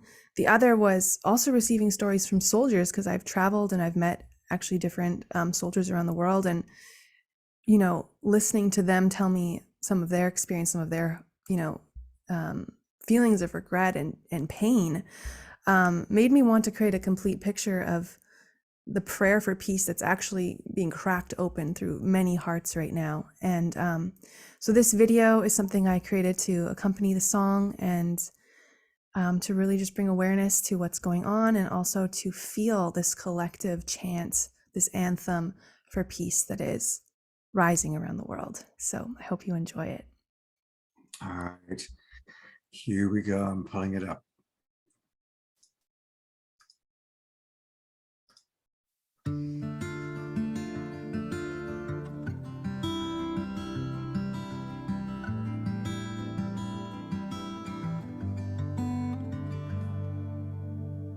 She tried to hide when the soldiers came, as the bombs fell like rain and the whole world changed. She holds her children tight, praying they will make it through the night. Will we see the morning light? Leave it all behind. One last look at their home. A refugee praying for peace with all her soul.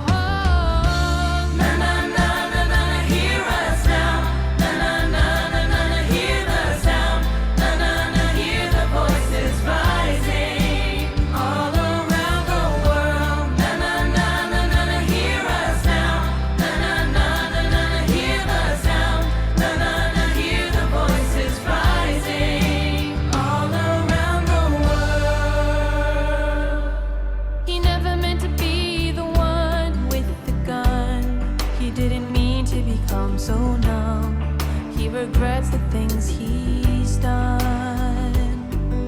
He wanted to serve, he wanted to be brave, but there's a price he paid.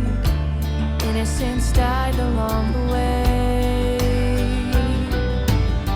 He never questioned, he just obeyed. He knows he's lost his way. A soldier praying for peace with all his soul.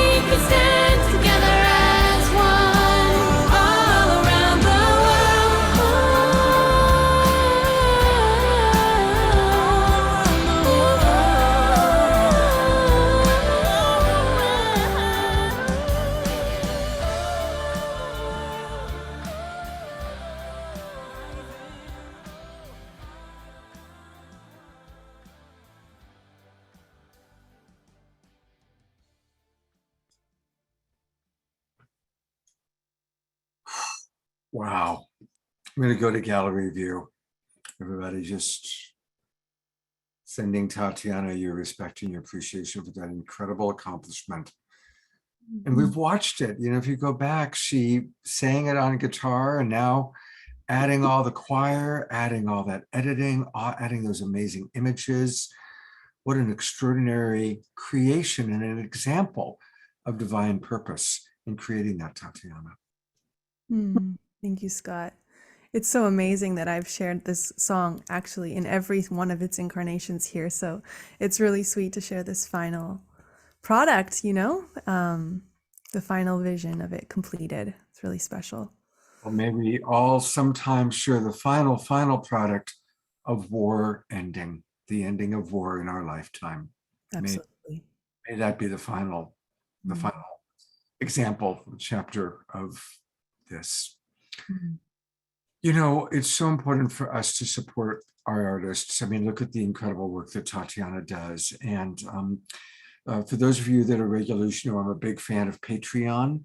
And I was really happy that I got to be one of the first people to be. The very first person. And I love supporting Tatiana, Kristen Hoffman, and our other favorite artists through Patreon. So please, come on in at whatever level you can come in on.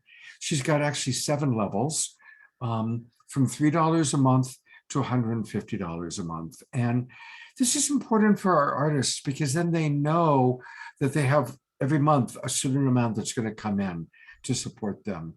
And so please, please, please. And she's very generous. She provides wonderful things.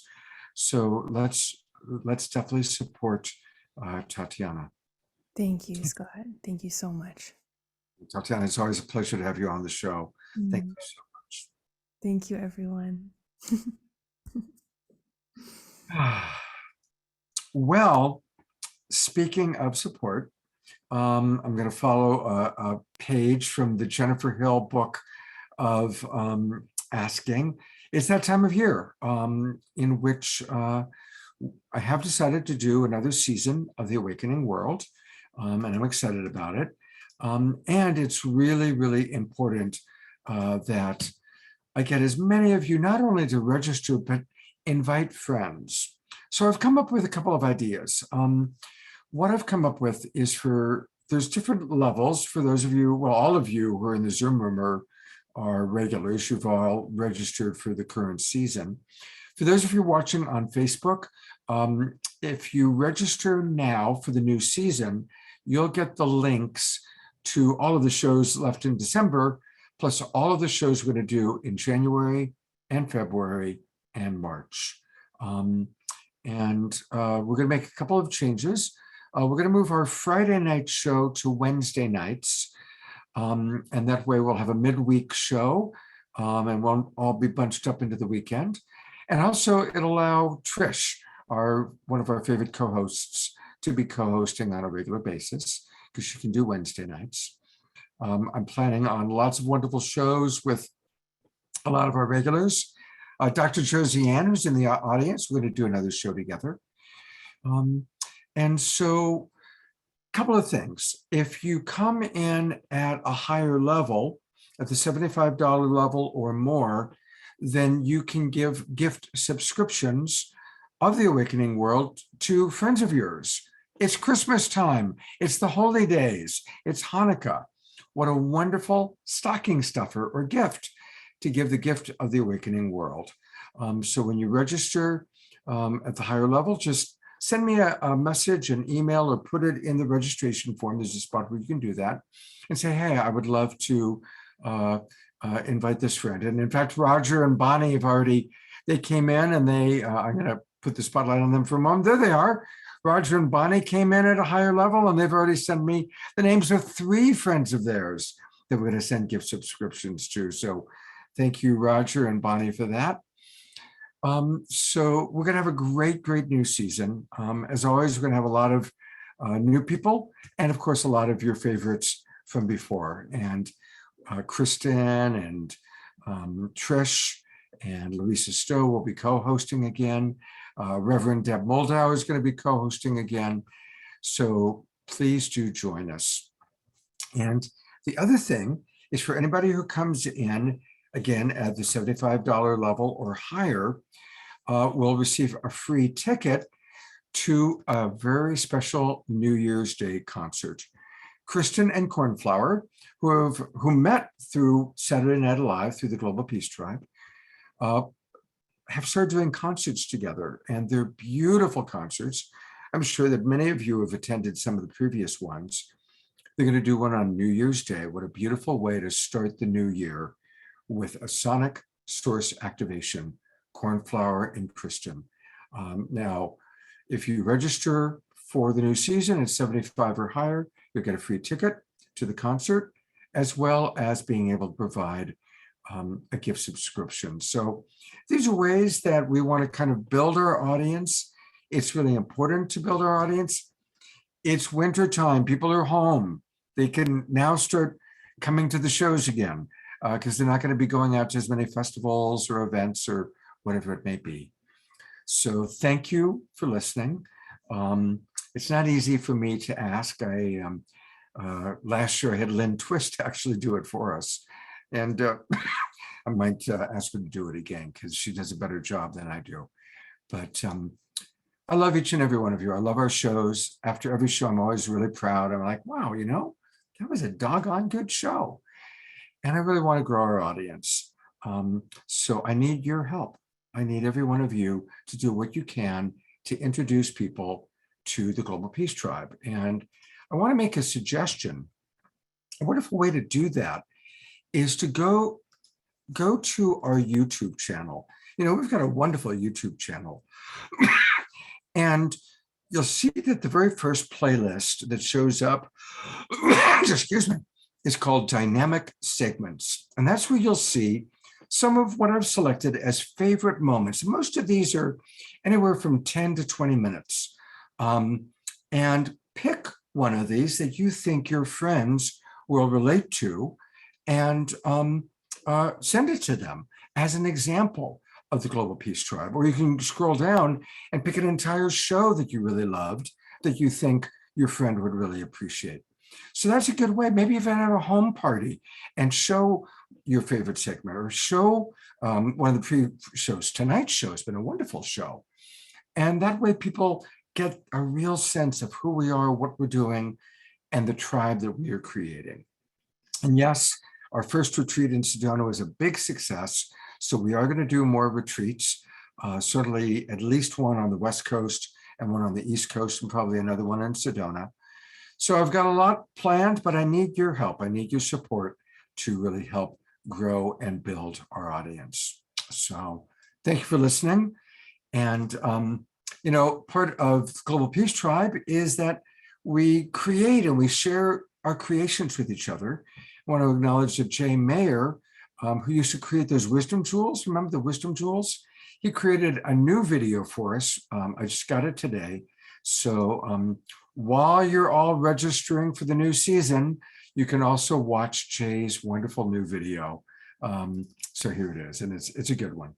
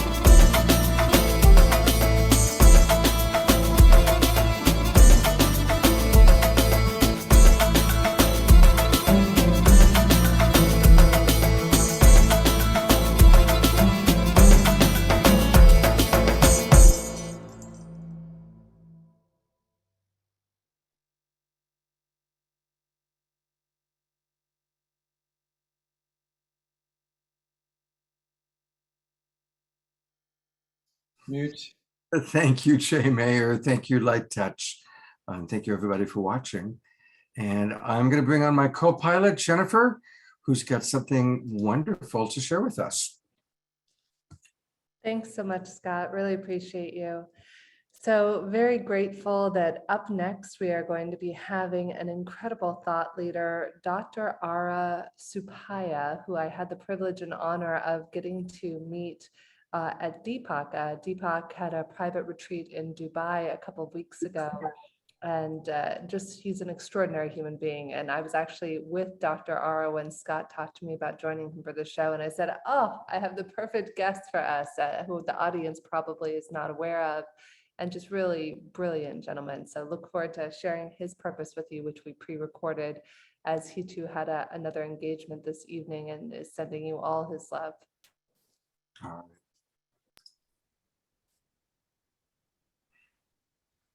Hi, friends. So happy you're here with us tonight for another Awakening World show. I am here with an extraordinary doctor who I had the privilege and honor of meeting at Deepak Chopra's longevity retreat in Dubai a few weeks ago, Dr. Ara Suppiah. Dr. Ara, you are amazing, my friend. The moment that we met and I heard you speaking, I think the whole audience, there were about 40 of us in Dubai with you, we were just enraptured with everything that you were talking about during that retreat. Oh, goodness. Thank you. Thank you for that's a huge compliment. Most people don't listen to anything I say.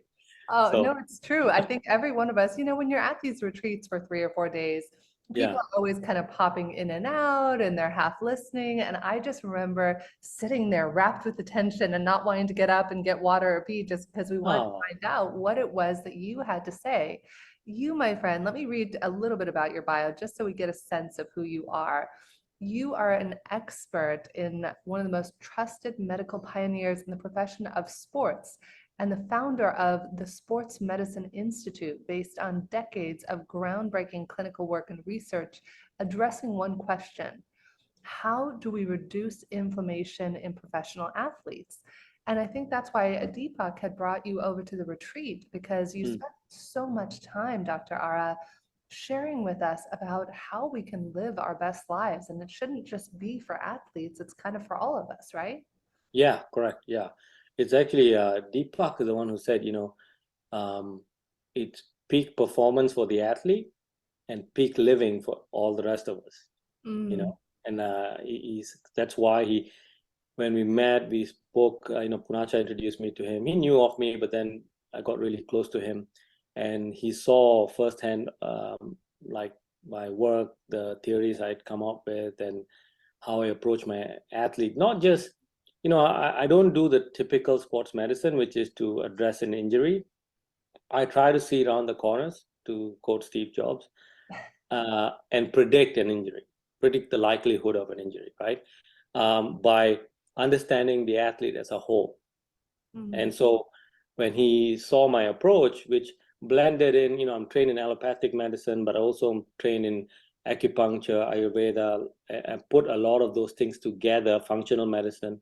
And so I saw the athlete as a whole, which is why Deepak was very interested in my work. And then, lo and behold, I was there speaking at a couple of his events.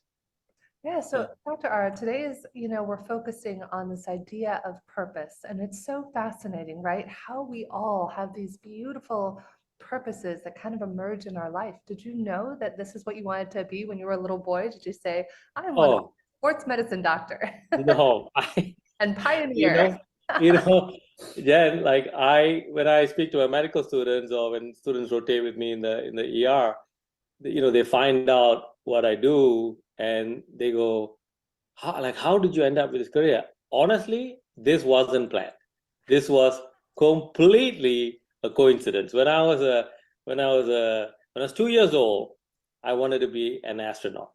Oh. Because I saw my dad, and he was like, we watched the moon landing on TV, was re-aired, and he was so enamored by it, and I'd never seen anything have an effect on my dad like that. And so we'd walk at night, and he would say to me, "Who went to the moon?" And I'd be like, "Neil Armstrong." And I was like, "Oh my God, I want to be Neil Armstrong." Then, as I grew up older, I started playing sports, and I was very, very good at tennis, and I wanted to be a professional tennis player. And that was all I wanted to do. I wanted to be like the first Boris Becker of Malaysia and go to Wimbledon. And then I got a scholarship to go to study medicine, and everyone said, you can't make it as a senator. You're too short. You need to go to medical school. So I was like, okay, so off I go to medical school. In medical school, in my second year of anatomy, I dissected the heart, the human heart, and actually held the human heart in my hand. And I was like, this is the craziest thing ever. And I was like, this is what I want to do. I want to be a cardiac surgeon.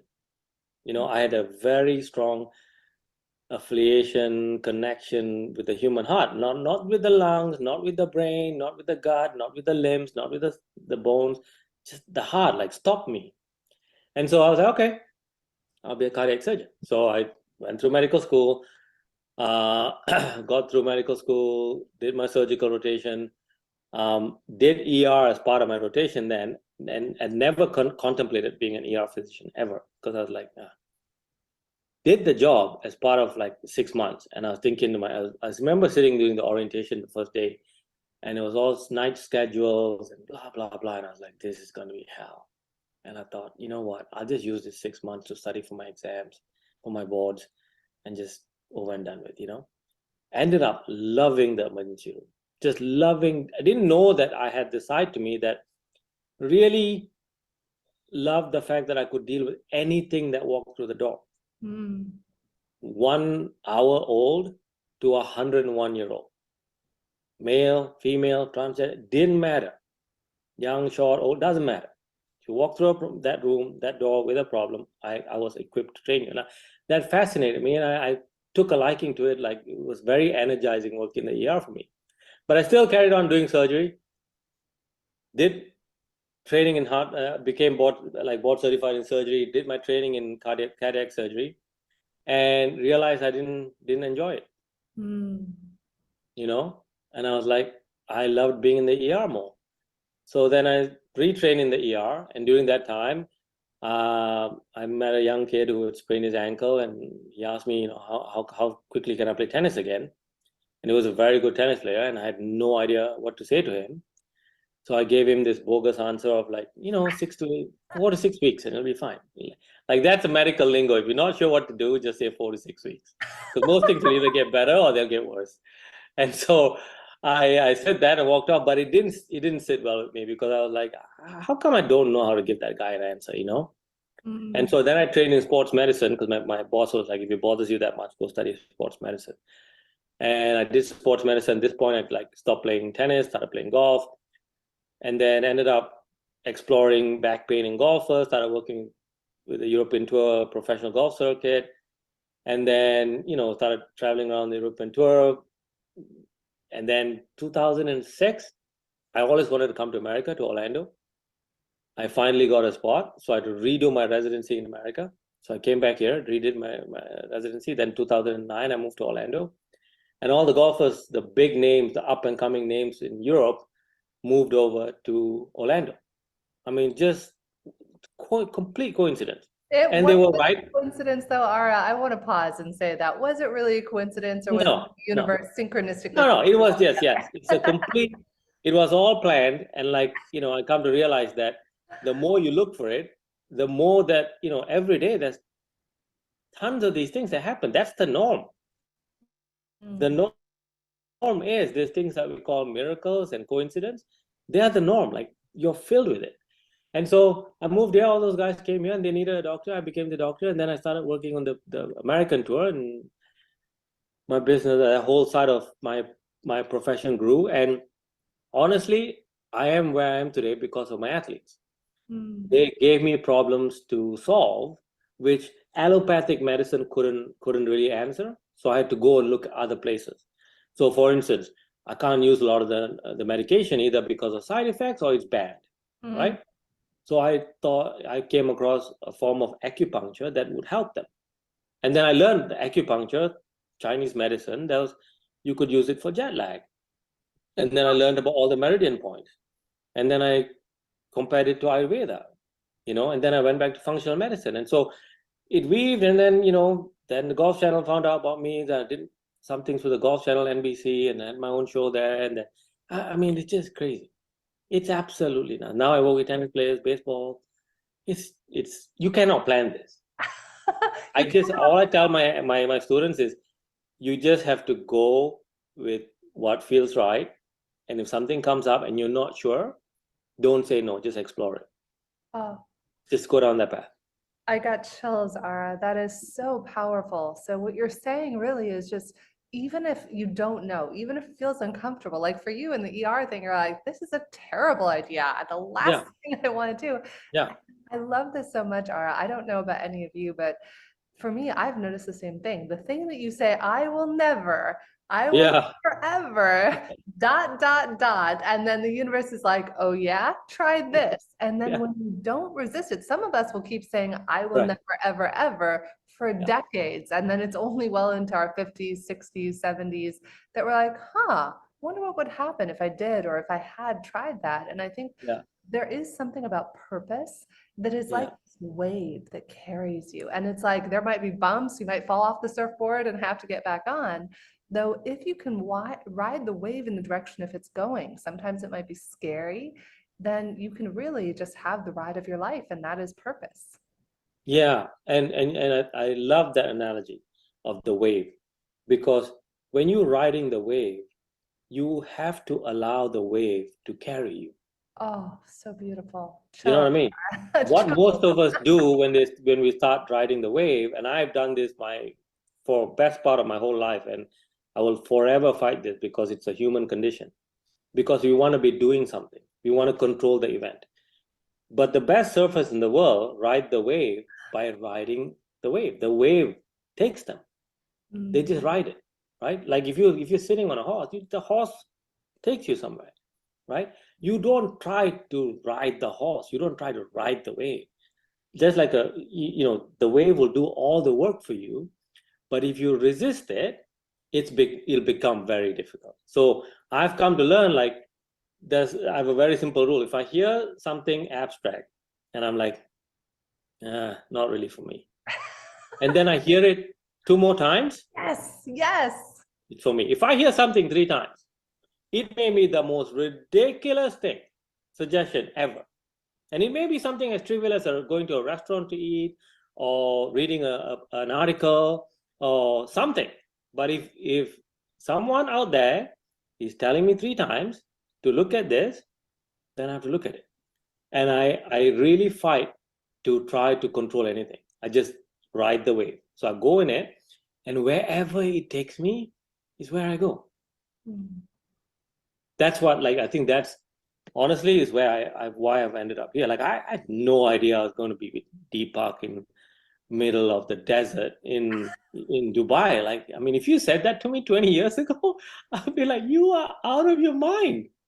And yet it was the most amazing experience. Yeah. I got to be there, celebrated my birthday with you guys. My wife was there. It was just phenomenal. You cannot make this up. If you tried, you couldn't create this. So this is because the wave took me. Yeah. And I just let the wave take me. That's the beautiful thing, Ara, is I don't know if you remember that Jim Carrey movie, Yes or Say Yes. There was this great Jim Carrey movie. I don't know.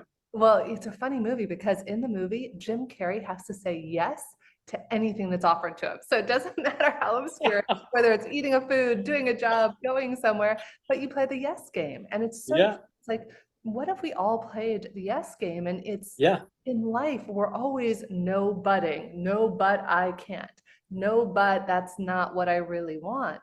And when we ride the wave, to your point, Ara, it's just like you just get to watch. You get to watch life unfold instead of, there's like a 20-foot wave coming for you, and you're like, no, that's not what I want. I'm going to try and go up and over the wave, and you're like, no.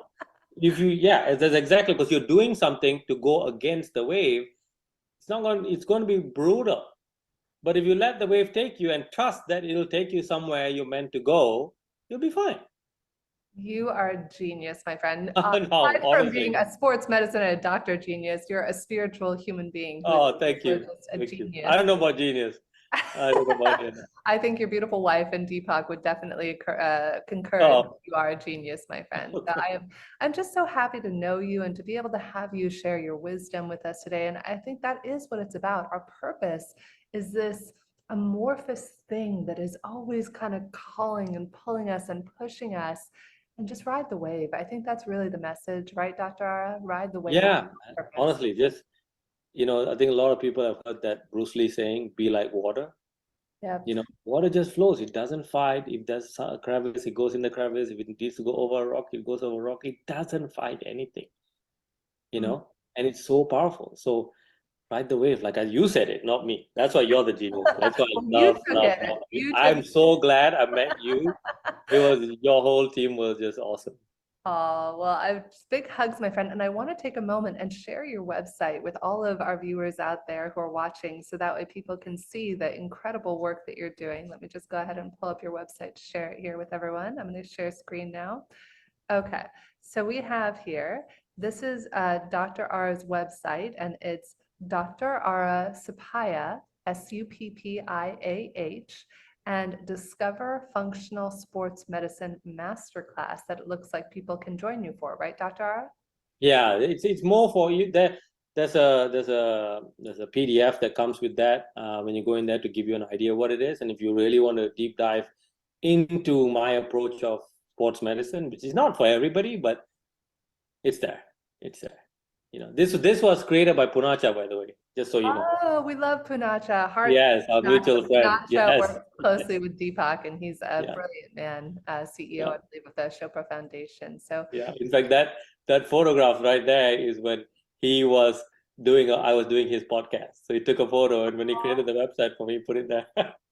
we love it. And that's the thing, it's just like how life always brings us the right people. You know what I say out loud every day, Dr. R, that I love is I literally say, universe, please remove anything or anyone who is not meant to be in my life, and give me the wisdom to know it's happening for my good. And when you do that, it's like you just meet the most just like meeting your beautiful wife, Sarah, and Punacha and Deepak. Life is always just knocking at your door, waiting to give you these gifts. But if we're looking to the left, or if we're trying to paddle up and over the wave, You won't see it. Yeah, you're missing it. You won't, because you're trying to control the thing instead of letting it happen. Yeah, so beautiful, Dr. R. Well, thank you. Happy holidays. Yes, honey. Thank you so much for having me. It's a privilege. Honestly, it's a privilege knowing you, to be honest. You too, my friend. Thank you. Okay. What a wonderful man. Don't you just love him? He's yeah. And your repartee with each other was also really beautiful. I mean, clearly there's a lot of mutual respect there, Jennifer. Yeah, thank you, my friend. I mean, it's so incredible how our lives and our stories come to be. I mean, when we surrender and we let go, and even when we can't fathom how we're going to get from point A to point B. I remember in March of 2019, I had just sold my first company about a year ago. And I was playing with the idea of what will be next for me? What will I do? And I got introduced to a dream coach. There was a famous actor who used to live in our building in New York named Michael K. Williams. And one night we're all out to dinner and he says, I have this dream coach. She helps all the actors and actresses in LA, helps us all divine our next roles. And I'm like, oh, that sounds kind of cool. I'm wondering what I'm going to do after I'm done here. And he says, I'll introduce you. And God bless Goldie. I love her. We have to have her on the show one day, because my God, the stories she could tell you about people in their dreams. And she says, baby, I love you. I meet her in LA. I don't know if I ever shared this with you, Scott. And she puts me in a dream. And the way it works is right before you go to bed, you do these beautiful rituals, you light a candle, and then you write a note to your higher self.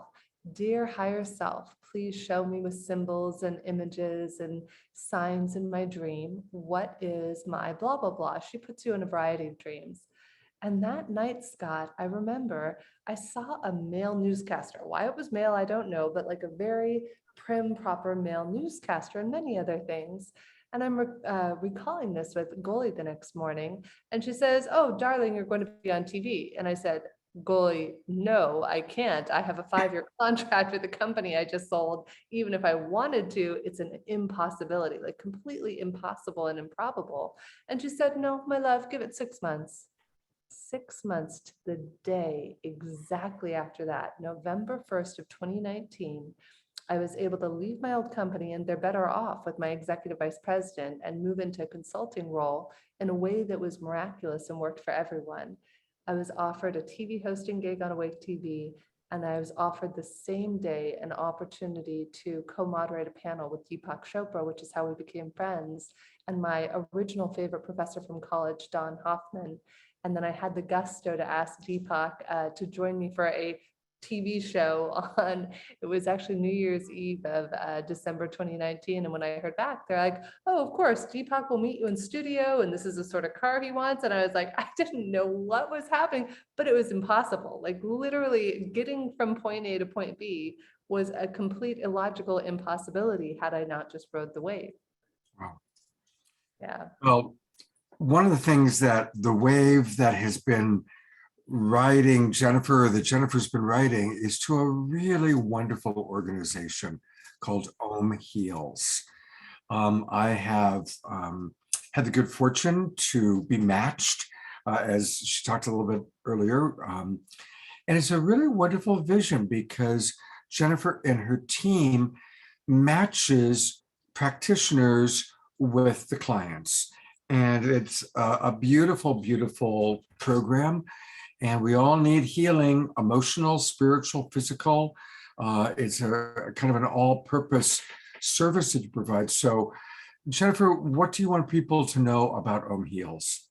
Oh, thank you, Scott. Well, thank you for being such a great proponent of it and for trusting us to match you with Sada. We have about probably 8 or 9 healers. Actually, Shakti is even one of the healers on the platform. So you go through, you can click Get Matched, and it's been an extraordinary journey. Being a cosmic connector has always been one of my gifts. I love bringing people together. And so we created a mathematical formula, an algorithm. And what we discovered that blew our minds, we really didn't know this kind of when we set off, but we had a theory, is that if you exceed 3 to 5% variability in any of the 4 areas that we're measuring, that you will accidentally wind up not being able to receive the healing from the person. Anything 7 to 10% variability or higher is actually intolerable. Of the 100+ sessions that have been done, 10 people really hated it. It was really funny. They actually hated the sessions. This is before we knew the exact numbers. And when we went back, we turned out we reverse proved the algorithm. Every one of those 10 people who had a bad experience, it was 10 to 20% variability in one or more of the categories. And so it's been working so well, we're actually coming up with a B2B side of this that'll be available soon. And for any of you interested in getting matched, we've never offered this coupon before, but for the Awakening World listeners, you can use the code. I just created it for you today, 25 new. So 25 NEW. And when you get your matches, or you can just go online and see who you like, some people intuitively, it's mind-blowing. Many of you actually did this when we were on in February. I had some of you go on and say, hey, Jen, I want to do a session with XYZ person, and then go back after and answer the matching questions. And your intuition was actually spot on with who you match with. So that's kind of cool. It's the algorithm is really meant to encapsulate that intuitive capacity that we all have to know who's good for us. So beautiful. Well, I'm going to pop that into the chat box. And I'm going to bring on Dr. Josie Ann. She's, of course, been on the show a few times. She's one of our favorite contributors and teachers. And she is still working with someone that she met through Shakti Durga. So welcome, Dr. Josie Ann, back to the Awakening World, coming to us from Florida. Yes, thank you, Scott, and thank you, Jennifer, because it's actually thanks to you, Scott, and Jennifer that I was in contact with Shakti Durga. I was a match with her, and I'm still working with her. She's been amazing, and I work with one of her associates, Victoria, and talk about life purpose. When things are meant to be, they just come naturally. And with Shakti, there was such a resonance when I first started with her. And I think her daughter was writing about compassion. And I said, oh, I just wrote a book on compassionate love. And here you go. It was a match both ways. So we never know how not only we are being healed, but we are actually helping the healer also in a way. So it was wonderful. It was such a blessing to match with Shakti Durga and Victoria afterwards. So talk about the purpose. For me, it was putting me back on track on that path of light. When I met Shakti Durga, and I always heard, Shakti, and then discovering those mudras and mantras, and as such a high dimension of pure love, just pure love. So I'm so grateful to you, Scott and Jennifer. It's been, I cannot tell you, it's been, so I went from experiencing this dark night of the soul last year, at the end of last year, and then meeting you guys and having a total different year and a different outcome, just because I just went with the flow. So like Dr. Kara was saying, going, just going, not fighting, just, you don't have to ride the wave. The wave will ride you in a way and bring you whatever you need for your purpose. So I never really looked for my purpose. And if we want to go back to the purpose theme, I actually, when I was writing my dissertation, I just knew I was going to write something about couples. And then they were forcing me to write about something I didn't want, and I was against it. And then out of it, actually, out of that resistance, when I let it go, then the purpose came. Then I understood why, I was fighting it and what it was all about. And I didn't know before, and the way it came, it was for compassionate love, and how, couples who actually suffer the most, we have so much to learn from them. And it just came through just the fighting with other people that I got that. So you never, don't dismiss any fight, any pain, any suffering. That's all I can say. It's all for a greater purpose. If it makes sense. I love that so much, Dr. Josie. And it was so funny that you say never dismiss any fight, because God bless, you got to love families, right? It's the Yes. families. And I love my sister so much. I so admire her. About 6 years ago, she was homeless, and it was heartbreaking. Like, our whole family was crushed. She was going through mental illness. And so because of that, now we're so proud of her. She leads Narcotics Anonymous meetings every week. And one day, my sister and I are on a call, and it started off as a fight. I love healers, and one of her kids was sick, and I was like, "Oh, Erica, remember I gifted you a session with a healer?" And she's like, "Jenny, can't you just listen to me and not try to fix me or the kids?" So it all starts like this. And then she says, "You know what? I realized something I bet you'd get a kick out of. Part of my Narcotics Anonymous, I have to ask the people in my life, what are the attributes I need to work on? And what are a couple of good things?" So it's funny, it kind of started off a little bit tense. And she says this, and I said, "Erica, of course, I'm happy to do that. And I'm not Narcotics Anonymous, but please send me the same. I would love for you to send me my list." And you have to love this, because this was one of the most beautiful catalytic events I had. My sister sent me her list of things that she loved about me. And her number one thing was, "I love your joy for life." Yet, this was so interesting, Dr. Josiane. Her number one thing on the list of things that she thought that I needed to work on is, she said, "I don't believe you can really be that happy all the time." And it was so interesting, right? And I wanted to look into it. So I called my mom and I said, "Mom, did Erica tell you about the list?" And she said, "Yeah." And I said, "I can't reconcile these two. She says she loves my joy de vivre, and yet she says she doesn't believe I'm that happy." And my mom blew my mind. You know what she said? No. "Jenny, when you were 2 years old, your grandfather," and my grandfather was my best friend and my hero, God rest his soul.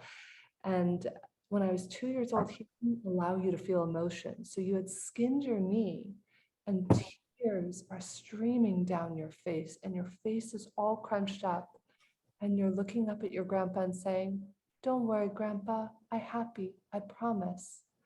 And had she not said that, I say this because this is all tied into our purpose.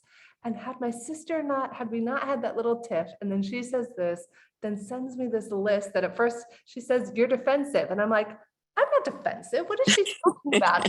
I'm never defensive." And I'm sitting there, I'm like, "Oh crap, I'm defensive." But you gotta love it. It's just so beautiful how life is always working out. And if we can drop our defenses and surrender and allow, even like you, Dr. Josiane, when we are in that dark night of the soul, it's those moments where you just allow yourself to feel the sadness, feel the anger, feel the rage, and to feel, even to go feeling anger or rage is a step above apathy or shame or guilt.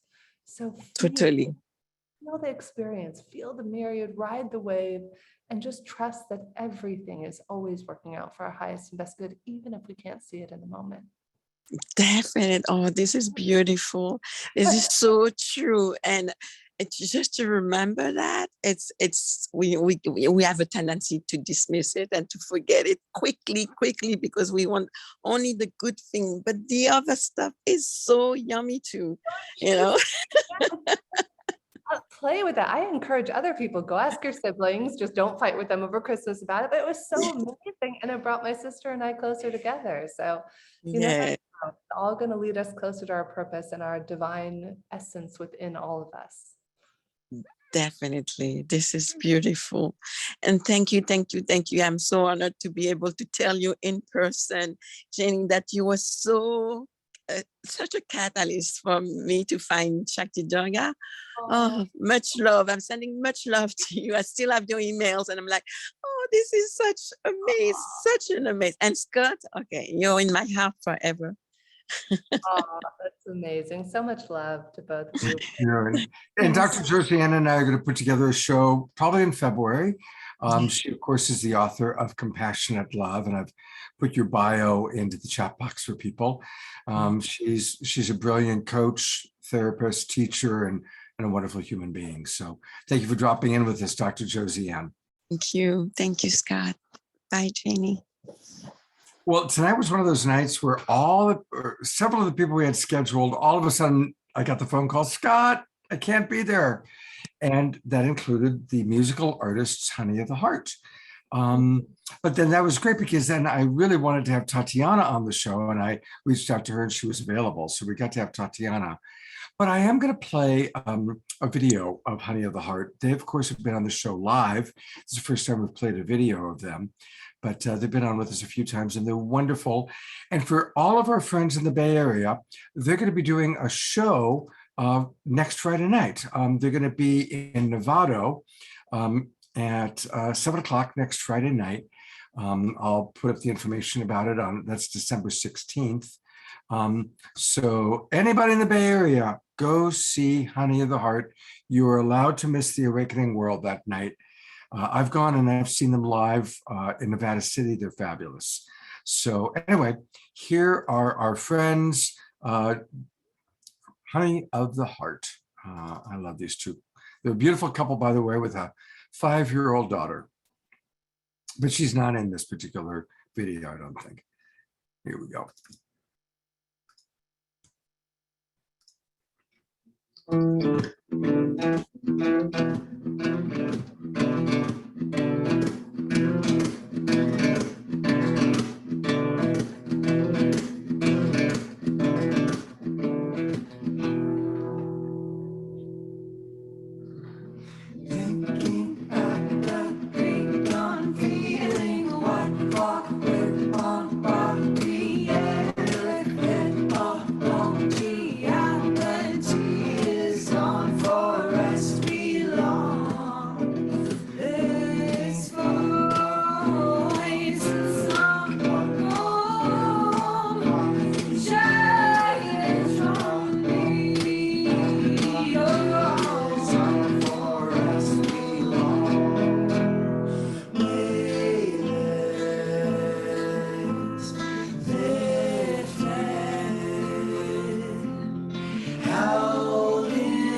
tears of the sea, saturated, All right. permeated,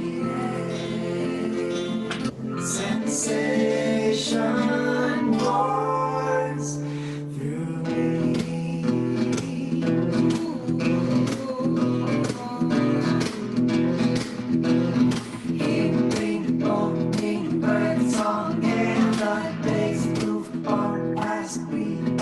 Just to let me be known between gentle and strong.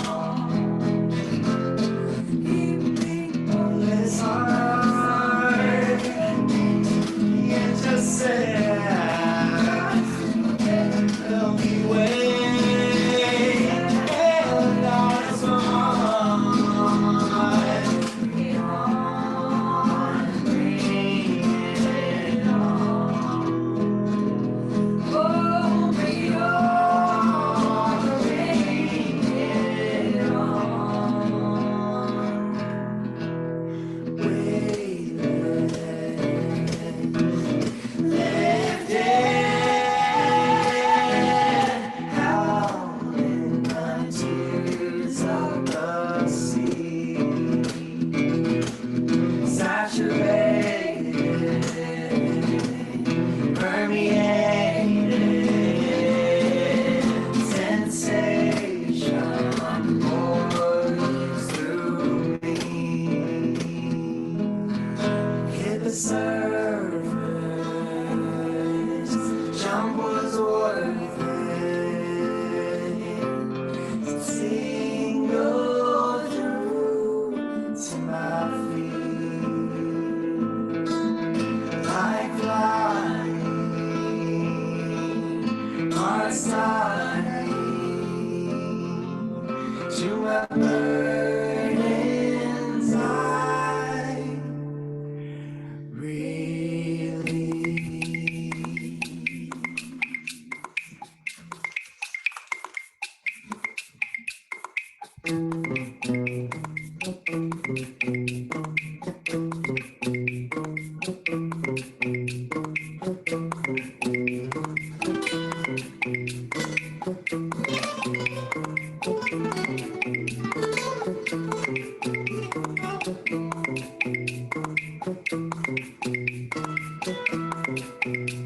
oh, ride, title, you want to go, don't you? Live with all the passion you desire, to bloom in lush and private fire. Soul, going home, this life, hit the choice and right. Find the bars in life without the fight. Time to get it right.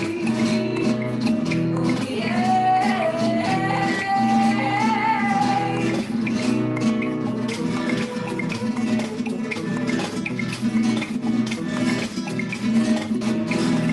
Don't think it's over. Shall be free. Go now.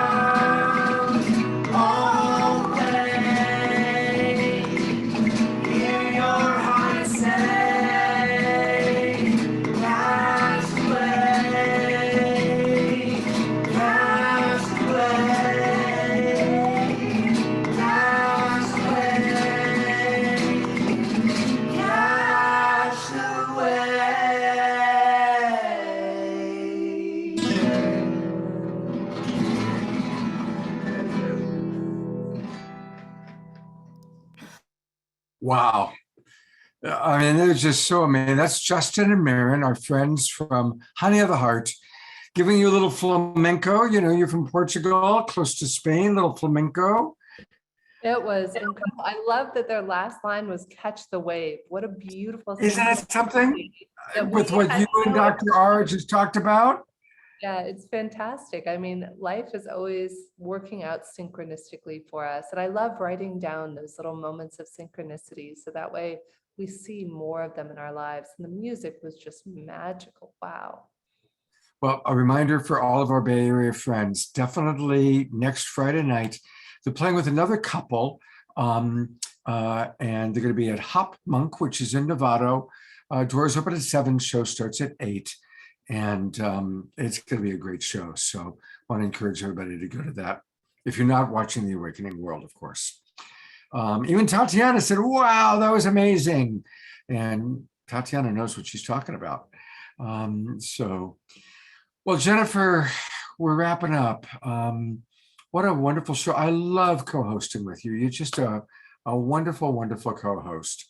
And I'm really grateful for any time we get to do a show together.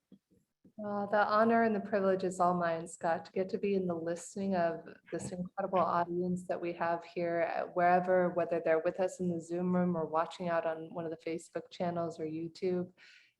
I feel like I'm at my best. I will always remember the very first time I got to do a Saturday Night Alive show with you. I think Gary Malkin was there and a few others a couple of years ago. And I just remember being in the presence of this energy, and it was 4 a.m. It was one of those times where I think I was in London, and just feeling revitalized. I felt like I could have just jumped right into my day because when I got on, you saw me, Scott. It's only 2 hours later than normal for me, but I had a little tea and a little pick-me-up, and I feel so energized by this incredible audience. And I'm so, so deeply grateful to get to be a part of this and to be on this journey with you, my friends. So wishing you and the audience just such a happy holiday season and grateful to have been with you. Absolutely. Well, we'll do it again, Jennifer. Let's do another one next quarter. And, you know, Gary just co-hosted for the first time. He did your role of co-hosting with me a couple of weeks ago, a show on grief. And he brought in some beautiful people, a man named Ken Druck, who's written several books about grief literacy, the intelligence of grief. And a woman named Kim Rosen, who did the most amazing readings of poetry. And then I brought in my friend Michael Tamura, who's had near-death experiences and speaks very beautifully about death. So it's really fun watching how UNOM Heals grows, how Gary says, Scott, can I be a co-host? It's like, of course, Gary. You know, and that's the thing. We all come together. Dr. Josie Ann started as a viewer and now as somebody who collaborates with me. And, you know, I look around at our audience. There's, you know, the mystic Wild Abbot, Jerry. I'm going to embarrass some of you. I'm going to bring some of you on. So just want to know, there he is, the Wild Abbot of the Mystic Monastery, Jerry Anderson. There's Dr. Josiane, who we talked to a little bit earlier. Karen Eisenberg, she is always dancing and moving and running energy. There's Frode coming from Norway. I love that we have someone from Norway with us. Sam Sparrow. Sam was at our retreat in October. Sam, I want to say I love the lights that you've set up outside of Lori's. I went out there tonight. They're gorgeous. They're beautiful. Christy Michaels. We're going to be doing a show with Christy on January 6th, kind of commemorating what happened the last January 6th and how we can make better choices. So I'm looking forward to collaborating with you. Eleanor Joy, our favorite dancer, at 80 years old, leading the dances. Earlier I saw Dr. and Mrs. Future were in the audience. So there's only one way we can end such a wonderful show, and that is because all things begin and end with Omashar. This is so true. And Honey of the Heart, holy smoke, that was so inspiring, Scott. Thank you. And they remind me of Jamishka, actually. Yes, that's right. We got to have Jamishka on again. They're a different flavor, but I can imagine them doing a show together. But you just get pulled into the love of their presence and their phenomenal musicianship and the beautiful voices. Wow, that was so inspiring. So, okay, let's do this, shall we? There we are. We're going to end the world, end the night, end the old world anyway, with some candles and Eleanor somewhere. I love those candles.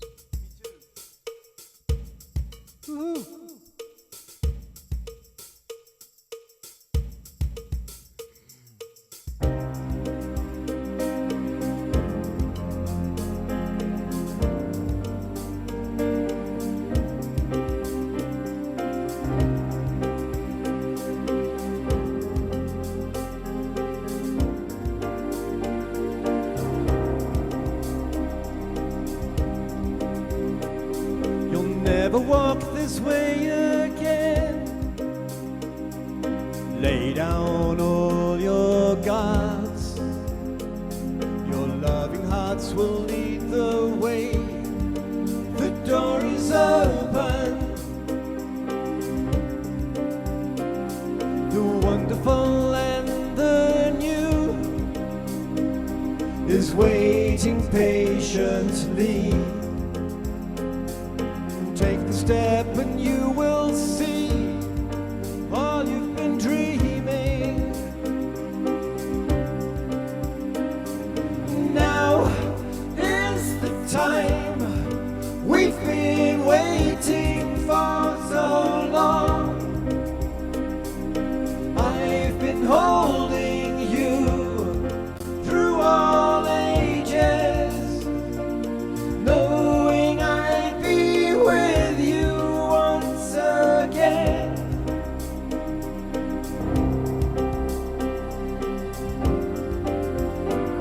You'll never be alone again. Please take my hand in yours. I love you just the way you are. You're my creation.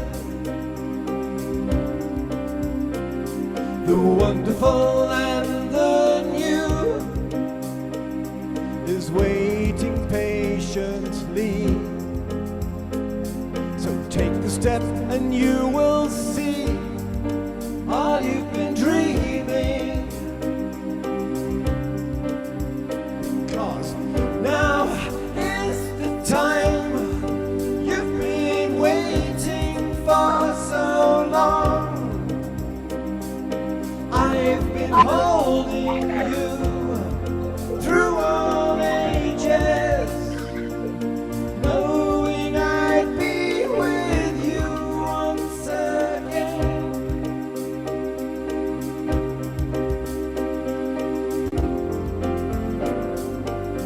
Ba-dum-ba-da-da-da.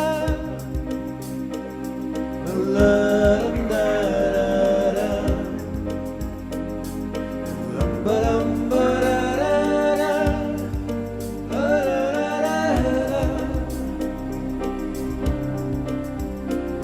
You'll never walk this way again. So lay down all your guards. Your loving hearts will lead the way. The door is open. Now is the time you've been waiting for so long. I've been holding you through all ages, knowing I'd be with you once again.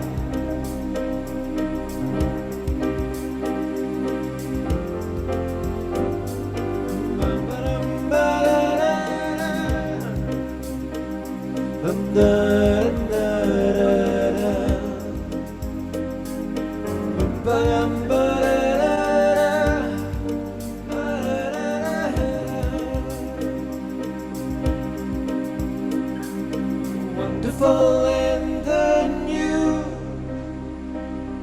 is waiting patiently. Take the step and you will see all you've been dreaming.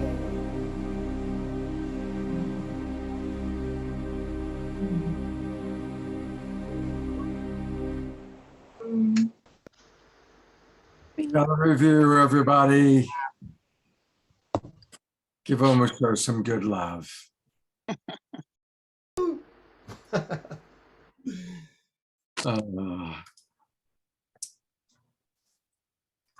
Beautiful.